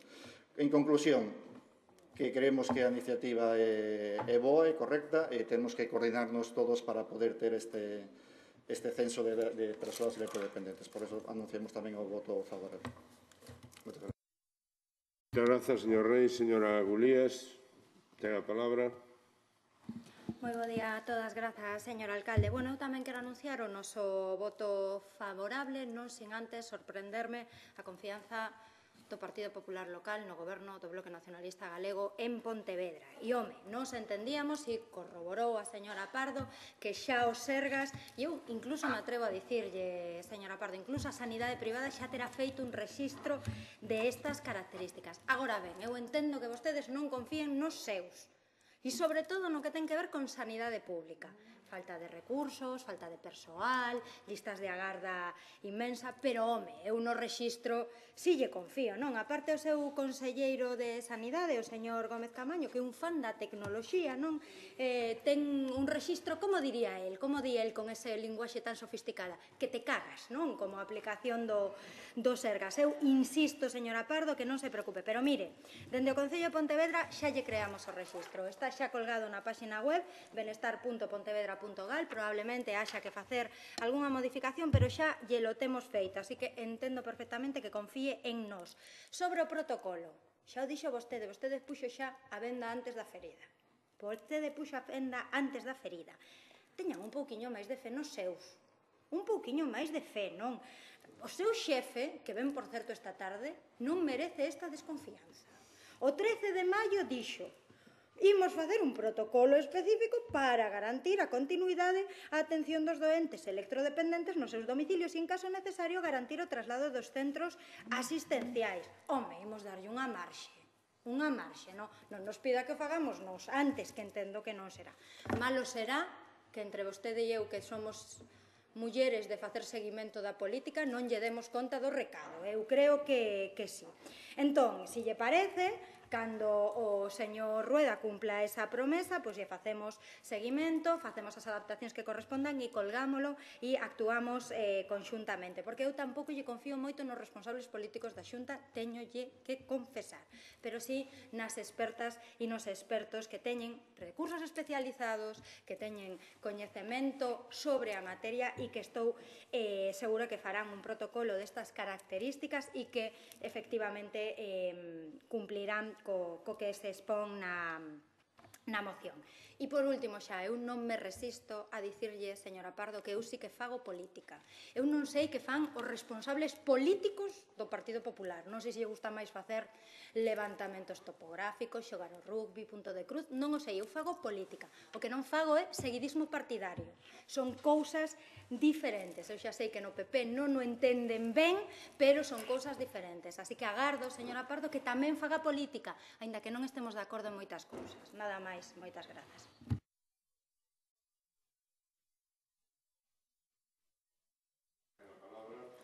Está claro que no ha entendido el significado de hacer política con esta moción que le he dicho. Está claro y evidente que no lo ha entendido, porque es una cuestión bastante esencial con la que no me gustaría entrar y podría hacerlo en el barro político, pero no lo voy a hacer. Por supuesto que confío en la Xunta de Galicia, claro que confío. La presentamos el 8 de mayo y coordinadamente ya se anunció por parte de la Xunta de Galicia que también se va a hacer un protocolo. Pero esto es algo de todas las administraciones. De todas las administraciones. Y por supuesto que estoy de acuerdo en que para elaborar el de aquí habrá que seguir y esperar al de la Xunta de Galicia, porque estoy de acuerdo con usted en que lo hará 1000 veces mejor que todos ustedes.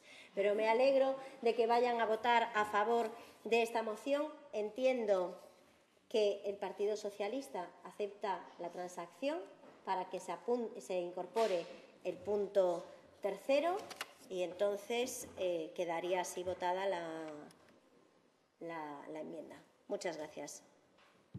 Moitas grazas. Sometemos entón a votación con esas engadidos. Votos en contra da moción, ningún. Abstencións, ninguna. Votos a favor. Apróbase por unanimidade. E pasamos ao punto de mocións urxentes, que xa eran todas as anteriores. E o apartado D, que son control e seguimento do goberno local. Punto número 9, coñecemento de resolucións e decretos. Alguna intervención? Non hai. Punto número 10, dación de conta dos listados os que fai referencia ao artigo 4 da Lei de 2010, de 5 de xullo, polo que se establece medidas de loita contra a morosidade nas operacións comerciais correspondentes ao primeiro trimestre de 2025. Non hai intervencións. Punto número 11, dación de conta do estado de execución de gastos e ingresos do Concello referido ao primeiro trimestre de 2025. Punto número... Cada vez hai máis. Isto é unha cousa... Dios mío, Jesús. É que veñan máis. Punto número 12, dación de conta do envío á Oficina Virtual das Entidades Locais da liquidación do orzamento de 2024. Non hai. Punto 13, dación de conta da información suministrada á Oficina Virtual de Coordinación Financiera coas entidades locais referida ao primeiro trimestre de 2025. Estimación de peche a 30 de decembro de 2025. Non hai intervención. 14. Dación de conta do decreto do alcalde acordando o contrato de emerxencia para o suministro de gasóleo A para respostar aos vehículos de servicio de extinción de incendio, así como os equipos electróxenos do Concello, con motivo do corte de suministro eléctrico xeral a nivel de Estado do día 28. Non hai intervención. Punto número 15. Dación de conta do informe resumo da intervención xeral do Concello de Pontevedra relativo aos resultados do control interno conforme ao artigo 37 do Real Decreto 424 de 2017. Non hai intervencións. 16. Dación de conta do informe de intervención sobre a relación de expedientes aprobados con reparos e con omisión de fiscalización das irregularidades detectadas en materia de ingresos e dos resultados obtidos do control das contas a xustificar e anticipos de caixa fixa correspondentes ao exercicio 2024. Se non hai, pasamos ao apartado de preguntas. Alguna pregunta? Non hai unha pregunta. Señor Rei.